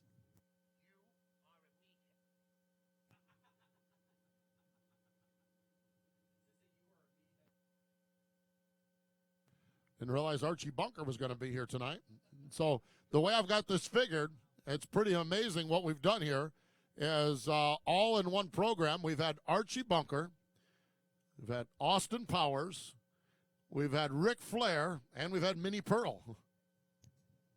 And others. And LeBron James. Well, LeBron James is here in the stands, yeah. Exactly. LeBron James is here in the stands. What a way to celebrate that MVP, drinking beer and hanging out with his friends. Oh, no, Scott Whitaker. Yeah, that's Tarzan. Scott Whitaker has a fender flopping, and you know, I wouldn't want to go through life with my fender flopping. I'm just saying. So Scott Whitaker. Now, fenders flopping are all right. It's when bumpers come off is when we start sending people to the pits. Bumpers are bad, fenders are fun, right?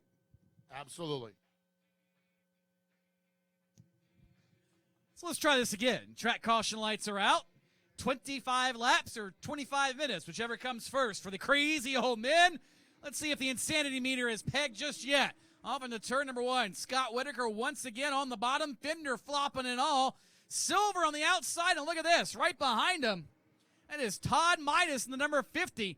Battling for the lead spot on Scott Whitaker as they work through turns 3 and 4. He'll move Whitaker, will Todd Midas, to lead lap number 1. Midas to the front, and everything he touches might be gold as they head off turn 2. Todd Midas works his way up out of the back straightaway. Midas is your leader. Scott Whitaker is in second spot. Carl Cormier, that red car, in third. They roll down through turns 3 and 4 up onto the back straightaway. Now Robbie Faggart, that black car, in line back there behind the red car of Cormier. Faggart was last week's winner, and he's looking like he wants to rumble out of the pocket up off from turn number 2. Faggart all over Carl Cormier and looking, well, now he's almost into the bumper for that matter off the 4th and final turn. Another lap goes on the board, number 3. Still a long time left in this one for Robbie Faggart, or for that matter, anybody to find their way around Todd Midas, that white car, setting the pace down the back straightaway and into turn number 3, but a great battle for third off the 4th turn. Third place battle, Carl Cormier has that spot. Robbie Faggart wants it as they work down into turns 1 and 2. Right now, Midas slipping a little bit through turns 1 and 2, the last 2 laps. That allows Scott Whitaker to look to the low side, not able to do it as he slams the door, does Midas. Midas right there now. He has got the heat of the entire top 5 breathing down his neck into turn number 1. 5th car in that one, the number 7. That's Jan Ingram, the Winston-Salem area competitor. Picked up a big win here a couple of seasons ago, his only one in the shootout. He would love nothing more than to get number 2 here tonight. In front of him, though, Robbie Faggart underneath of Carl Cormier in that red number 58. Cormier slams the door in Faggart's face, and Faggart forced to retreat and try another strategy as they head back to turn number 3. Your front 5 cars just rolling through turns 3 and 4 right now as they work their way. It is Todd Midas setting the pace. There's Midas, that white car. Scott Whitaker in that black and green car in second spot.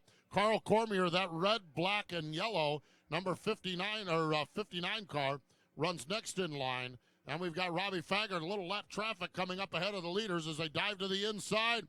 And Todd Midas able to navigate his way down into 1 and 2.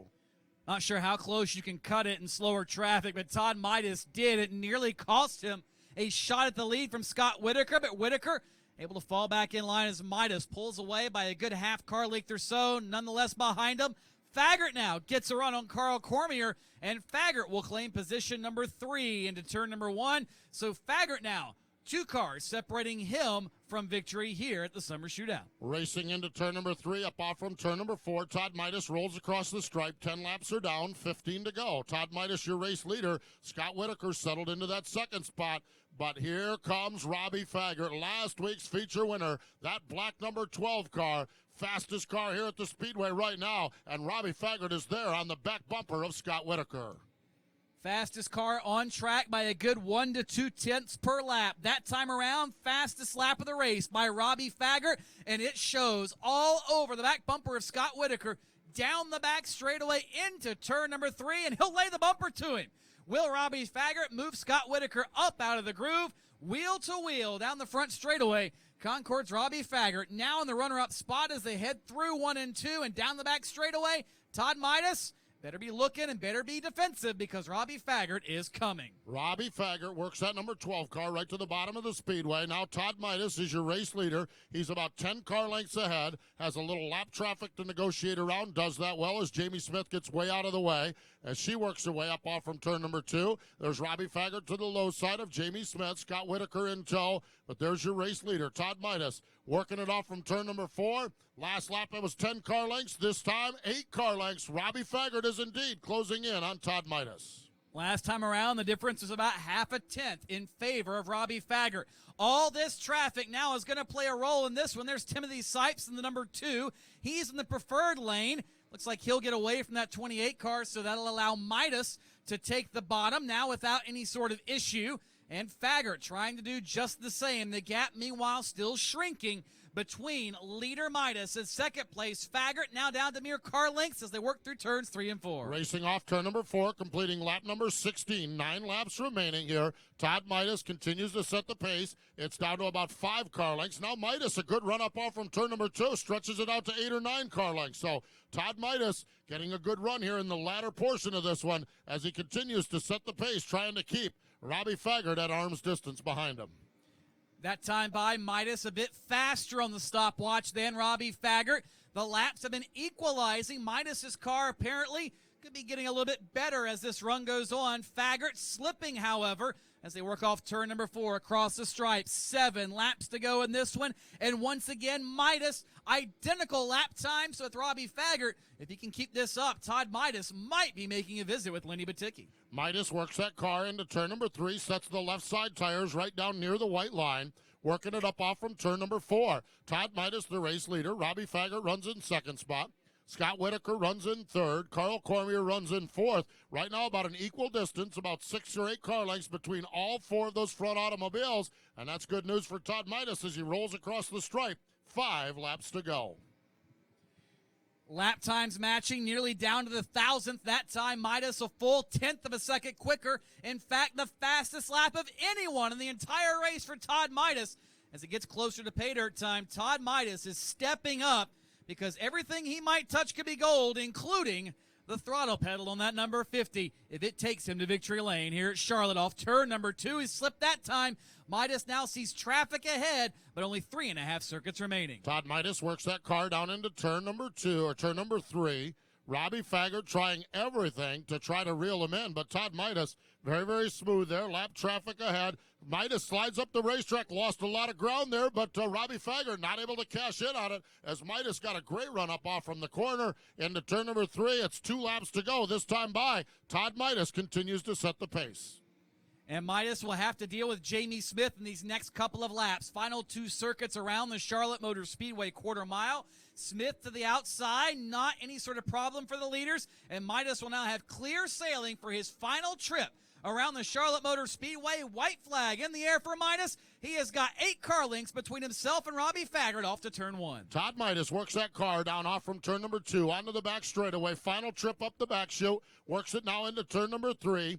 And it's going to be the crazy old man of racing, Todd Midas, the craziest and fastest of them all. Midas scores the victory. Robbie Faggart second. Last lap pass for third for Carl Cormier as he takes that spot from Scott Whitaker. But our race winner, Todd Midas, picks up victory here in the Masters division.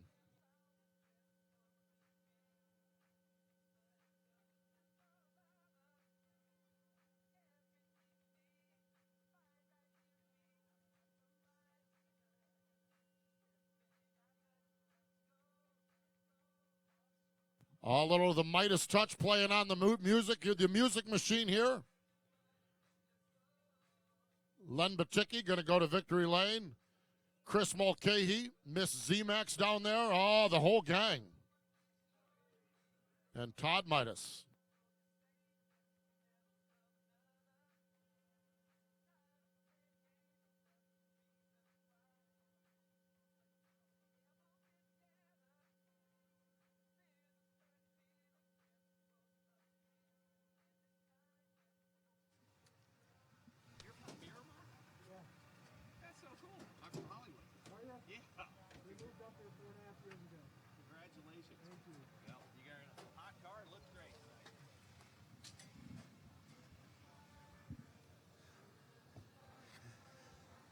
Getting set to come out his first Bojangles Summer Shootout win, the Masters division.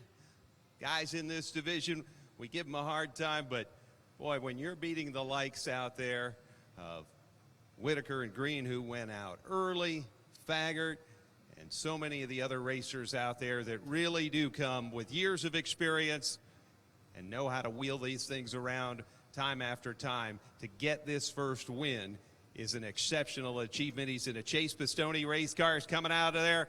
How about it? This guy that moved up from the Fort Lauderdale area, product of Miramar High School, Todd Midas. Come on up and say, hey, This is victory lane. First time for him here. Miss C-Max, you got to smile and hold the trophy with her. And then you get to come over and tell us how it all happened for you. Todd Midas, congratulations. What's it like to get that first win? It's awesome. A lot of work. What was it like out there with all those guys behind you that you've watched for years that know how to get around, and they were right on you? Well, I haven't figured out a way to beat them, but I did tonight, so thank you. Big achievement. Todd Midas gets his first Bojangles Summer Shootout Series victory.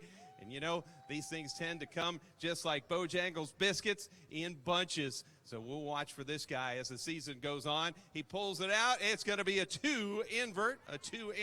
So we'll get that ready. Young Lions up next. And then it's the end of bonus Monday here at the Bojangles Summer Shootout. Back to the booth.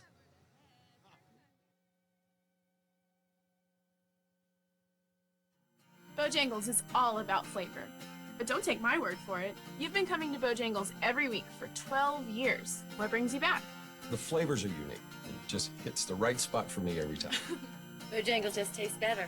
I can't find food like this anywhere else. Bojangles makes the best tasting biscuits around. I couldn't have said it better myself. At Bojangles, it's all about the biscuits. Come in for our made-from-scratch country ham biscuits. Bojangles, it's Bo time. Around here, Bojangles makes iced tea the only way they know how, the old-fashioned way, because they know that when you serve iced tea for lunch, dinner, and breakfast, it better be legendary. Grab a 32-ounce cup of Bojangles freshly steeped iced tea. Bojangles, it's Bo time.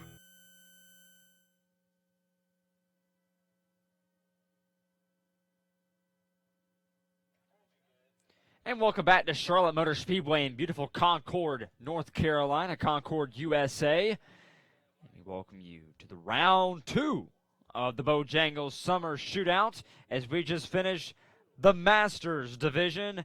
Todd Midas taking home the win for that division. And we have one more division left for the night. It's the K1 Speed Young Lions division as they're making their way on to the Speedway as the last race of the night.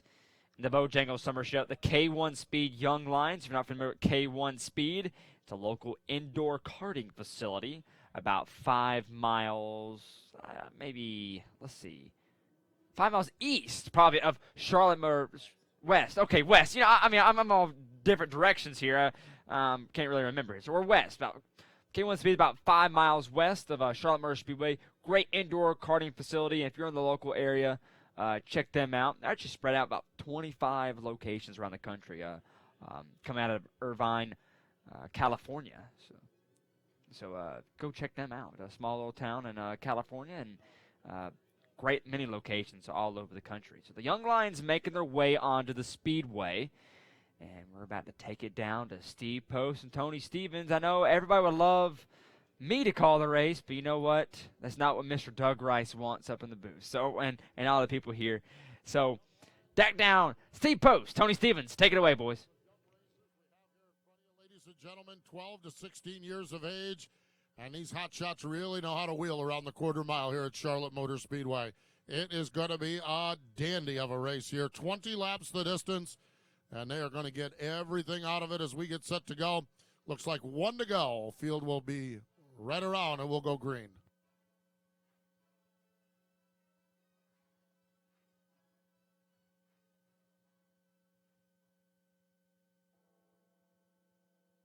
Brody Pope going to lead the field to green. Carson Quaffle alongside.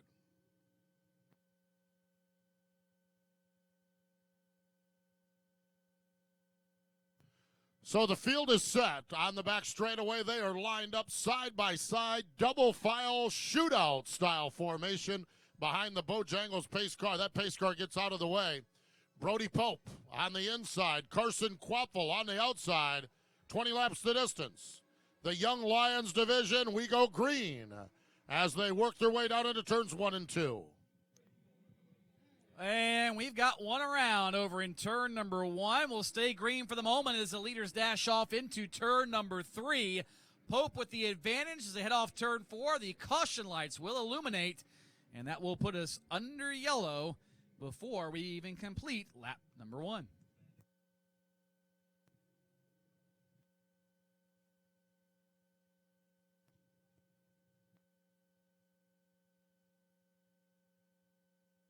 So going to do a original restart on this one, and we will re-rack them and restack them, if you know what I mean.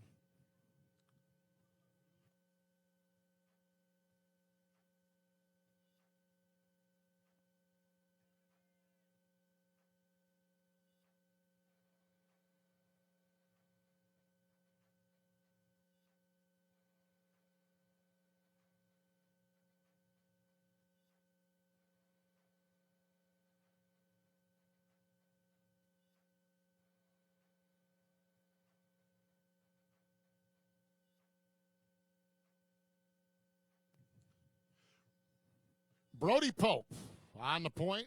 Carson Quaffle. Carson is the young son of former NASCAR Camping World Truck Series champion Travis Quaffle.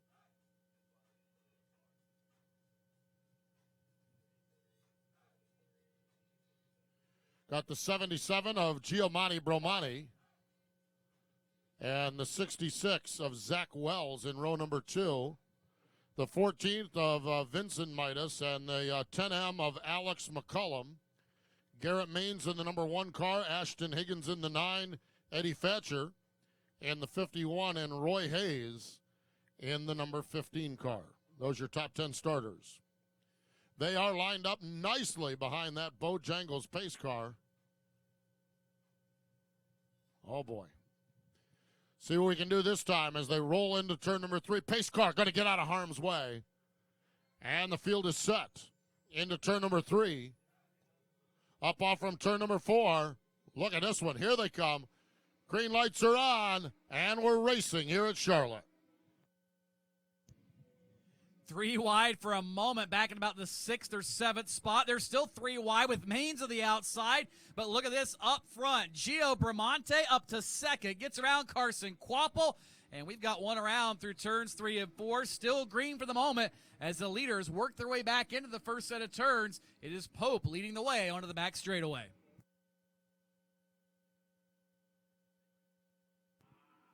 Yellow flag going to be displayed. Yellow flag going to be displayed.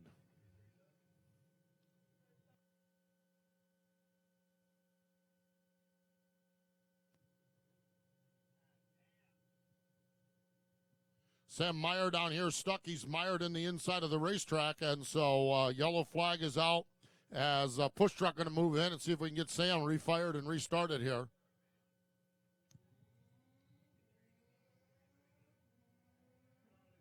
It's another summer shootout miracle, by the way, Steve. The caution came out, the push truck came nigh, and it fired. Miracles never cease here at the Charlotte Motor Speedway.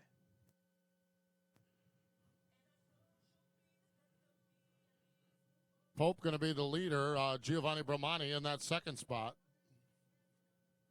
Zach Wells is 3rd. Carson Quaffle will be 4th. Alex McCullum. It looks like Alex McCullum will be next. Ashton Higgins.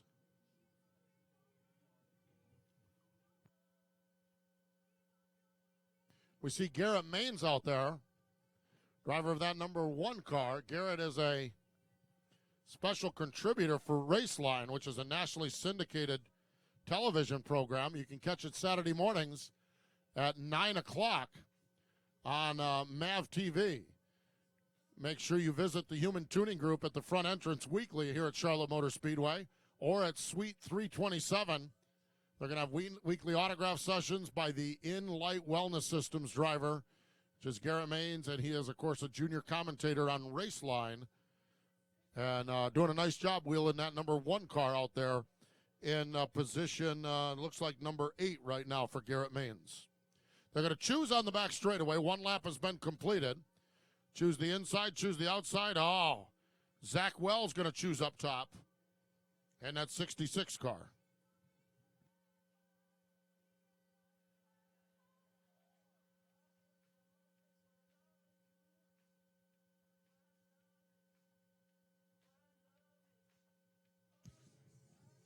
While we're at it, Steve, want to give a shout out to the Dirt Princess. She is running the K1 Speed Young Lions class, that number 38. Haley Deegan, you might know her father, the guy that runs the Metal Militia, Brian Deegan. So Haley choosing to go Legends car racing and give it a shot. Great place for a young racer to get started, and a great place to go is what we're getting ready to do here. One lap has been completed, 19 to go. Here we go. Brody Pope has the field in tow on the high side. The number 66 of Zach Wells. We go green again. The Young Lions wheeling and dealing into turn number 1. Oh, watch out, Carson Quapple, and we have got him stacked and packed off turn number 2. One car getting upended nearly, and we've got everything everywhere it's not supposed to be.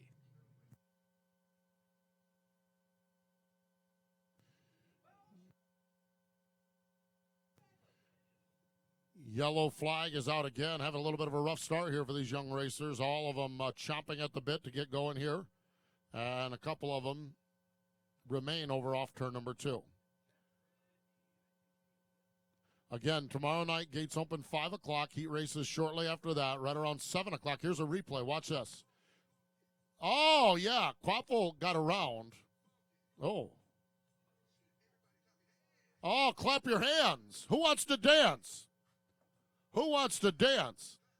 Yeah, there we go. Right down front, we got a guy who wants to dance. Yeah. Oh, he chickened out. Chickened out. I think Matthew Davey wants to dance. Matthew Davey, he was dancing earlier, too. This time he's in the stands. Last time he was on the front stretch in Victory Lane. They're all dancing down in Section D. This is one of Chris Mulcahy's favorite songs. Chris Mulcahy, he has one move in this song when they say freeze. Chris Mulcahy is one of the best freezers this side of the Mississippi River. Did you see him stand up down there when you called his name for that? Chris Mulcahy can freeze with the best of them. His wife walks in the house with a honey-do list. You ought to see Mulcahy freeze then. Oh, you kidding me? He freezes better than any person I know.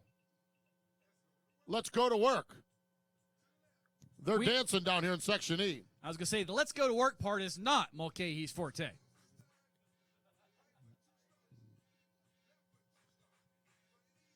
Hands on your knees. There you go. Don't throw your back out, Mulcahy. Oh, who wants to cha-cha? Yeah, there we go. Oh, Matthew Davies got it going on. 5 hops.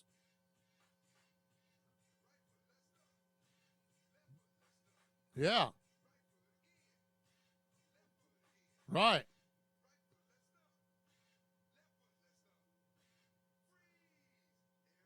Look at him. Look at him. The best freezer, ladies and gentlemen, Chris Mulcahy. The best freezer this side of the Mississippi. Oh, give him a big hand, folks. Oh, Mulcahy can freeze with the best of them. That's right. That's his only move. That's his only move, but what he's got, he's good at it.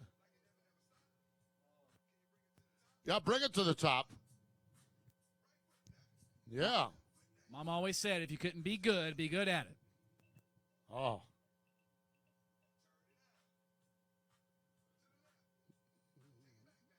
Y'all. Youngster down here in orange doing it. Good to see him reverse. We've got a whole row down in Section D doing it. High in Section E, looks like we may have a brother and sister combination doing the cha-cha slide. That's right. Yeah.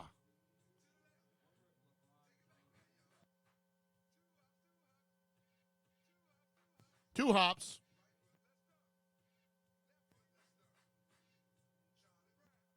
Oh, yeah.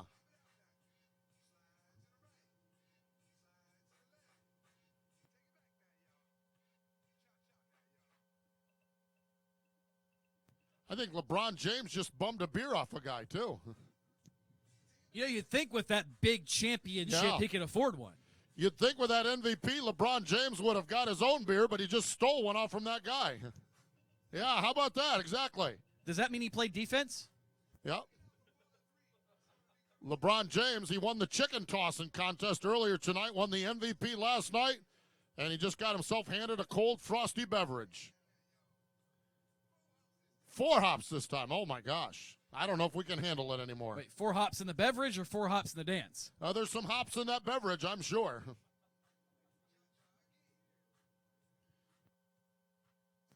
Brody Pope going to try this for the 4th, 5th, 6th, 7th, 8th time. I'm not sure how many times we're up to here. We ran out of fingers. Brody Pope on point. Zach Wells on the high side. We remain under caution, so going to be another lap. Oh, yeah.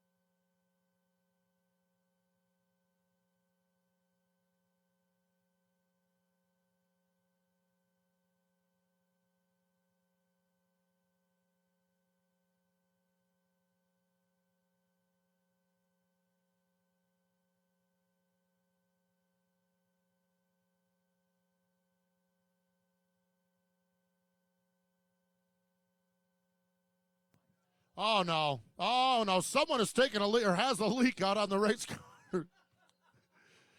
Someone has a leaky race car out on the track, so we're taking the cars off the grid over to the hot grid, and the officials are going to look to see whose car is leaking. Probably should have worded that a little differently, I'm assuming, maybe at the top of that. But I think you got the point. You will become an internet meme later today, I guarantee you. So,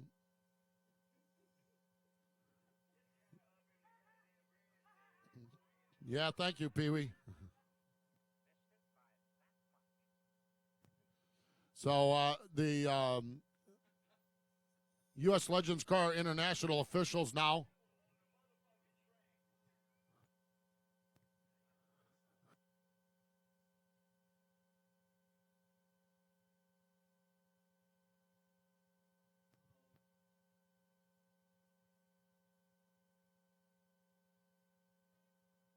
Oh, who wants to do the hokey pokey? I love this song. Right foot in. Right foot in, and you shake it all about. There we go.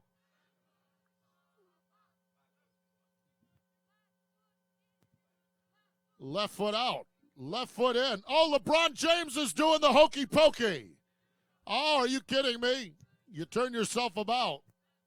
That is the sign of a true athlete.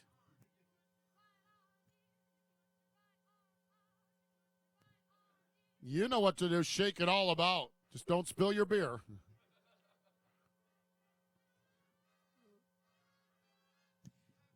Left arm.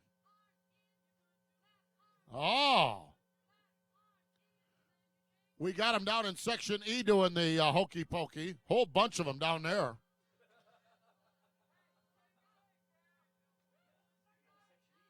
Right elbow. You shake it all about.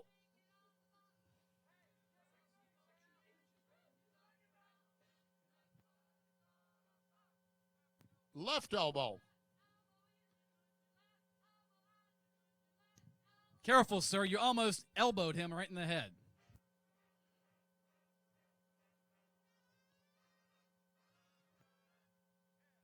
Head.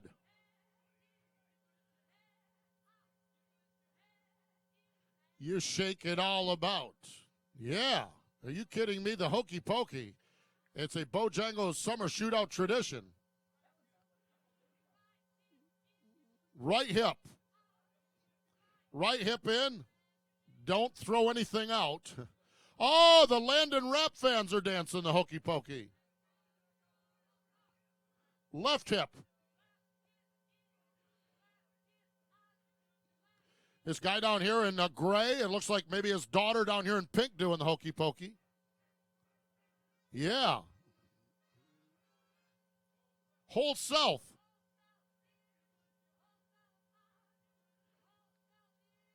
Shake it all about. Yes, the Landon Rap hokey pokey dancers. Backside. Easy now. Easy, sir.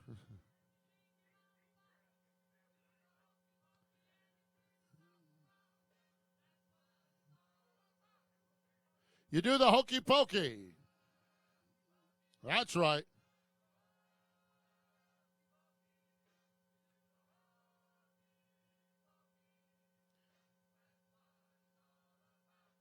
How about it for all of our hokey pokey dancers? Give them a hand, folks. Give them a big hand. Great, great stuff. Great fun here. Of course, we're back tomorrow night. Gates open 5 o'clock. Round number 3 of the Bojangles Summer Shootout here at the Charlotte Motor Speedway and Beach Club.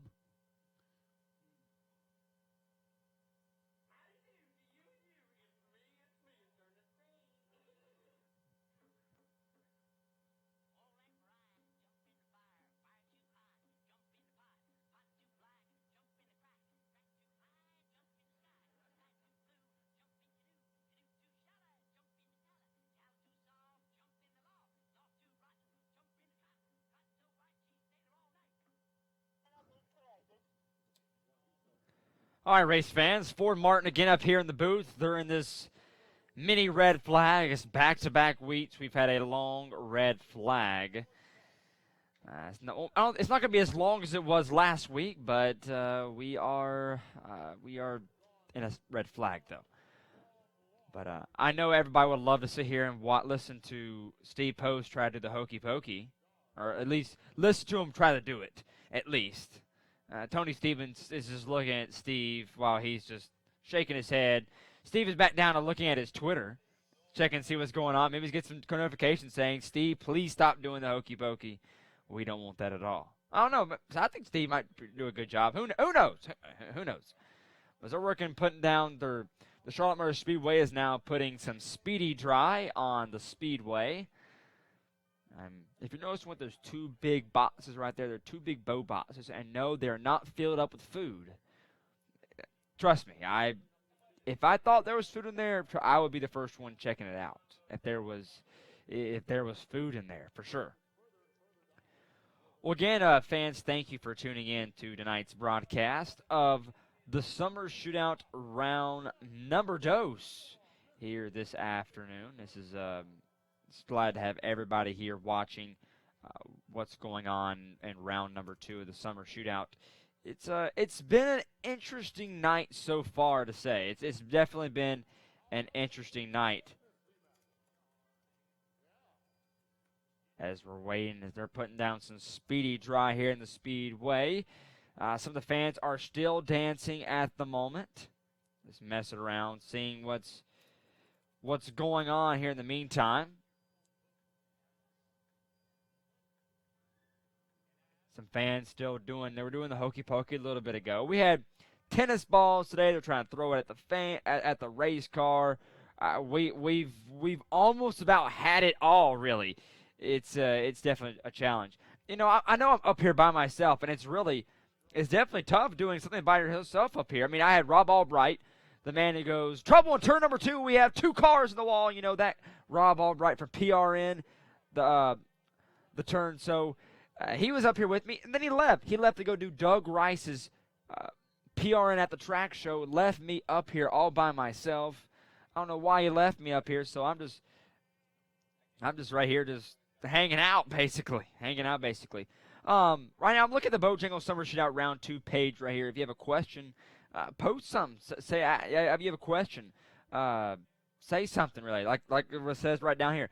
Send me a question or something. You have something regarding the race here. I've raced it here a couple times myself, and trust me, I hated red flags because I was so eager to get back on the racetrack. So if you have a question, please put one on the comments post, and we'll try to answer it as much or the best of my ability at least to try to put into words. But it's definitely a great night here at Charlotte Motor Speedway. We had a full moon. We've had basically anything you can think of. We've almost but about had it, except the pace car hasn't caught on fire or anything. That's basically what we have. I'm not gonna jinx it all. I promise. I'm trying not to. But we have one more race. This is the last race tonight, the K1 Speed Young Lions race, and that's about it. So they're still working on the Speedy Dry. I got a nice view here of the press box right here. I'm up here in the third row from the top, looking up here to my left. I got some Bojangles sweet tea. I got the race control over here. Got a nice view to look at the replays. So let's see what else I got going on here. They're got all the guys doing timing and scoring down here. See lots of people with water and everything. Everyone with laptops, computer, keeping up to date. See, I'm catching some people on Facebook up here a little bit. They're checking out Facebook, or they're checking out Race Monitor, seeing what's going on with the Race Monitor. Let's see what's going on. I know Kyle Rickey was in here from MRN. I know he's around this area somewhere. Kyle Rickey. I think he may have left. I'm not 100% sure on that one. Steve Post is doing a great job tonight, along with Tony Stevens. They're both doing an awesome job tonight, as always. Steve Post has actually done this for a long time. Doing the summer shootout. How many years? How many years has he done it? I know it's been a long time for sure. Steve Post has really done a great job all these years doing the summer shootout, and you got to give him credit and doing it for as long as he has. I think it's been 15 plus years. I'm not 100% sure, but he's definitely done it for a very, very, very long time. Hold on here. I'm getting a Twitter message, and I'm really not liking this right now. From Sticks. He said, couldn't figure out who the crappy summer shootout announcer guy was, then figured it was Ford Martin 33, which is me. Thank God you can spot. I don't know about that, Sticks. That's not really something I was looking forward to hearing. I mean, we did have a good run in Iowa this past weekend. And, yes, I think I can spot a little bit, but, my passion is as announcing. I would really like to be doing what Steve Post and Tony Stevens does, but, they have more experience on this more than I do. I would love to be down there. Sticks, how about this?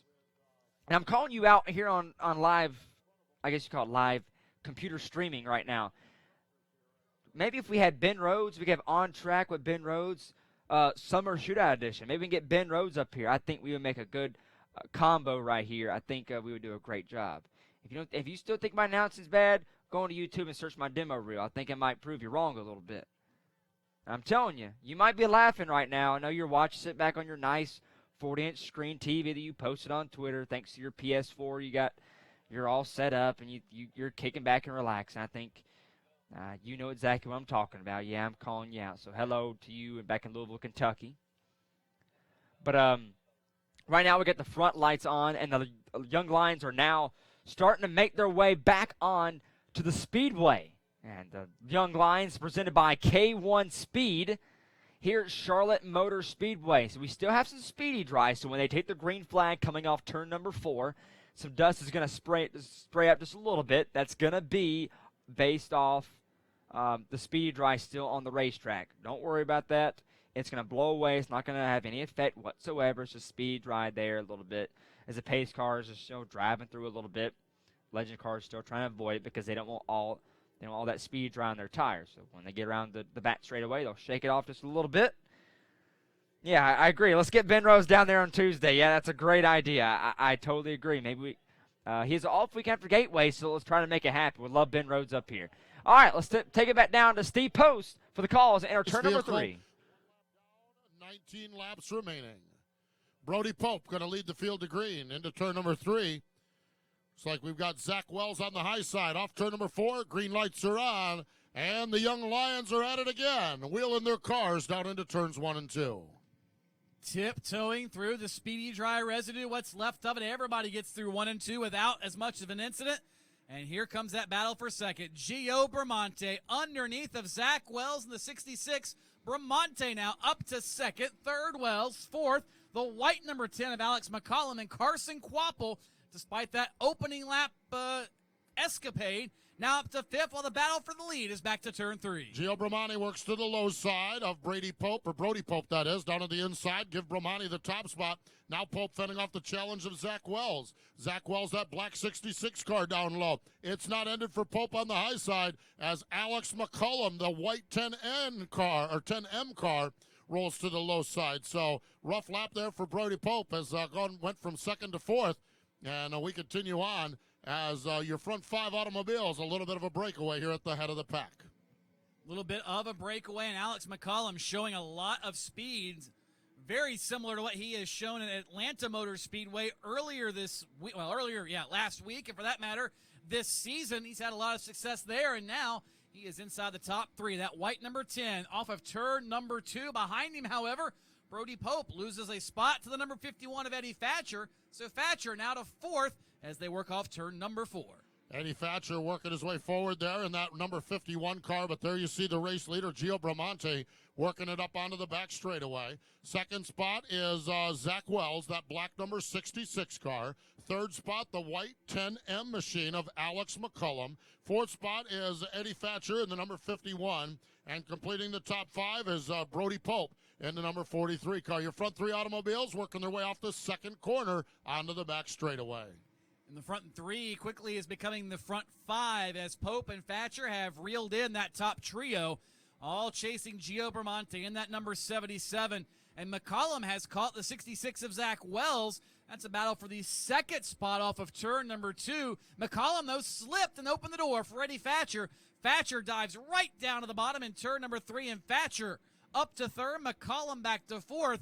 That pair does battle once again as they head back to the first pair of turns. Eddie Thatcher working his way forward here on the field up to that third spot. Now we'll see what he can do. Zach Wells is running in second, the black number 66 car. Giovanni Bramante, the number 77, is the leader. That's the battle for third right there as they race up off from the turn number 4. Your front 4 or 5 automobiles halfway down, halfway to go. 10 down, 10 remaining as they continue on now onto the back straightaway.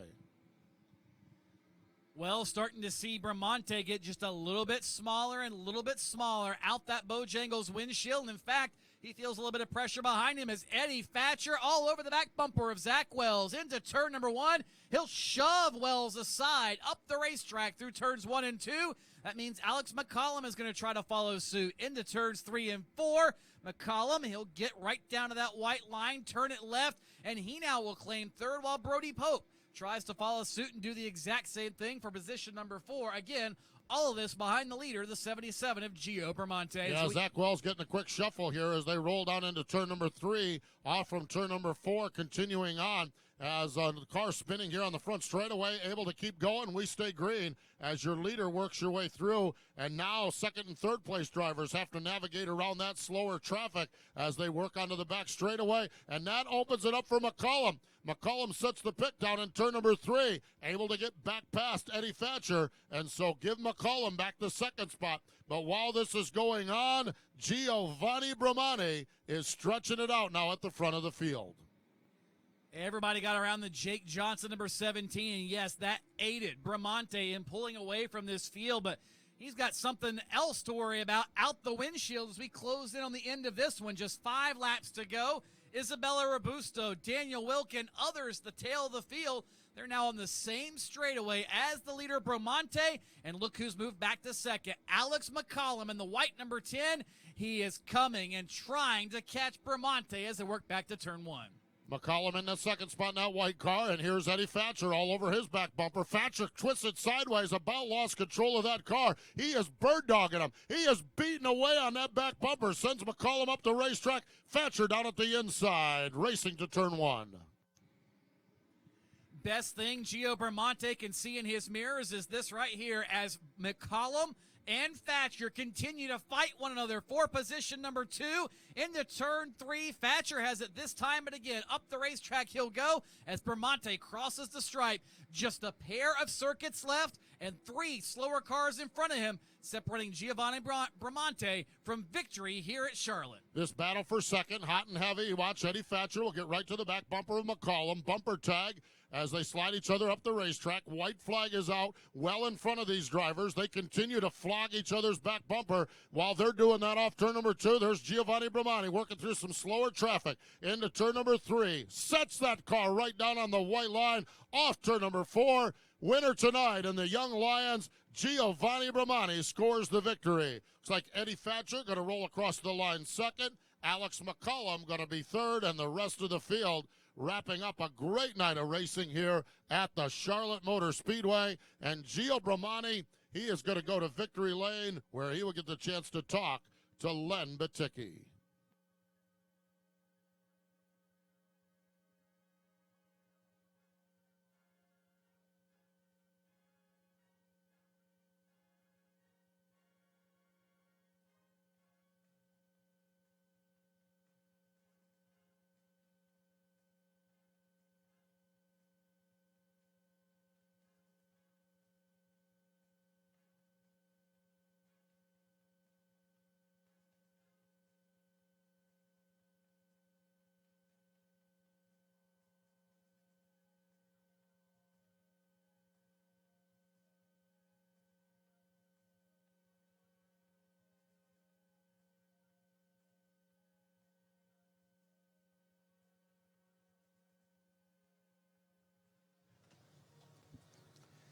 Y'all make sure you have a safe trip back. We'll see you here. Giovanni Bramante coming out of the car. What a night. Tomorrow night, we're back for more of this. And like Steve said, 17, 18 hours, wherever you're at, you can make it here. It's a good time. Giovanni Bramante. With a name like that, you'd expect fine Corinthian leather in that car, but a big smile nonetheless. Giovanni, that thing was a beast out there tonight. What was it like for you? It was crazy. I thought we weren't going to finish the race because there were so many cautions, and we only did one lap, and it was crazy. I was like, we're never going to finish. But the car was great, and I just want to thank the Inslamber Racing. First of all, God for helping me through this race. My mom and my dad, I love them so much. Thank you so much. Great words to live by. Giovanni Bramante will close out our victory lane celebration with Miss Z-Max here, and we'll wish you a fond farewell, safe trip back home. Thanks for tuning in and all the rest. We'll send it back up to Ford Martin, Steve Post, Tony Stewart, Madison Martin, whoever's going to close the show. But thank you for tuning in. We'll see you back here tomorrow night. So long. Well, that's me, Lenny. Of course, I'm going to close it out. I mean, I'm the best in the business, I think. I'm just kidding. All right, well, fans, thank you so much for tuning in to tonight's broadcast of the second round of the Bojangles Summer Shootout here at Charlotte Motor Speedway in beautiful Concord, North Carolina, USA. It's been an honor to bring you tonight's presentation of the U.S. Legend cars, and it's been a spectacular night. The full moon was out. We saw almost about everything here this evening and afternoon. The track was slick for the heat races. The features were phenomenal. We saw cars flip, hit the wall, tires go rolling down pit road. It's been action. It's been everything you want in a short track race. We've had tempers flare in the garage area on the racetrack. It's been amazing. We've had tennis balls being thrown at Legend cars. We've had people do the dab. And we've had about everything. Well, again, fans, thank you so much for tuning in to tonight's broadcast. Remember, we're coming back tomorrow night here on Speedway TV for the part 2 of our second, I guess I'm about to say round 2, but I guess it's another round tomorrow, round 3. So part 2 of our doubleheader tomorrow night. Tune in right here on the Bojangles Summer Shootout webpage on YouTube and the U.S. Legend Cars website. Again, fans, thank you for tuning in to tonight's broadcast. We'll see you tomorrow night at 7 p.m.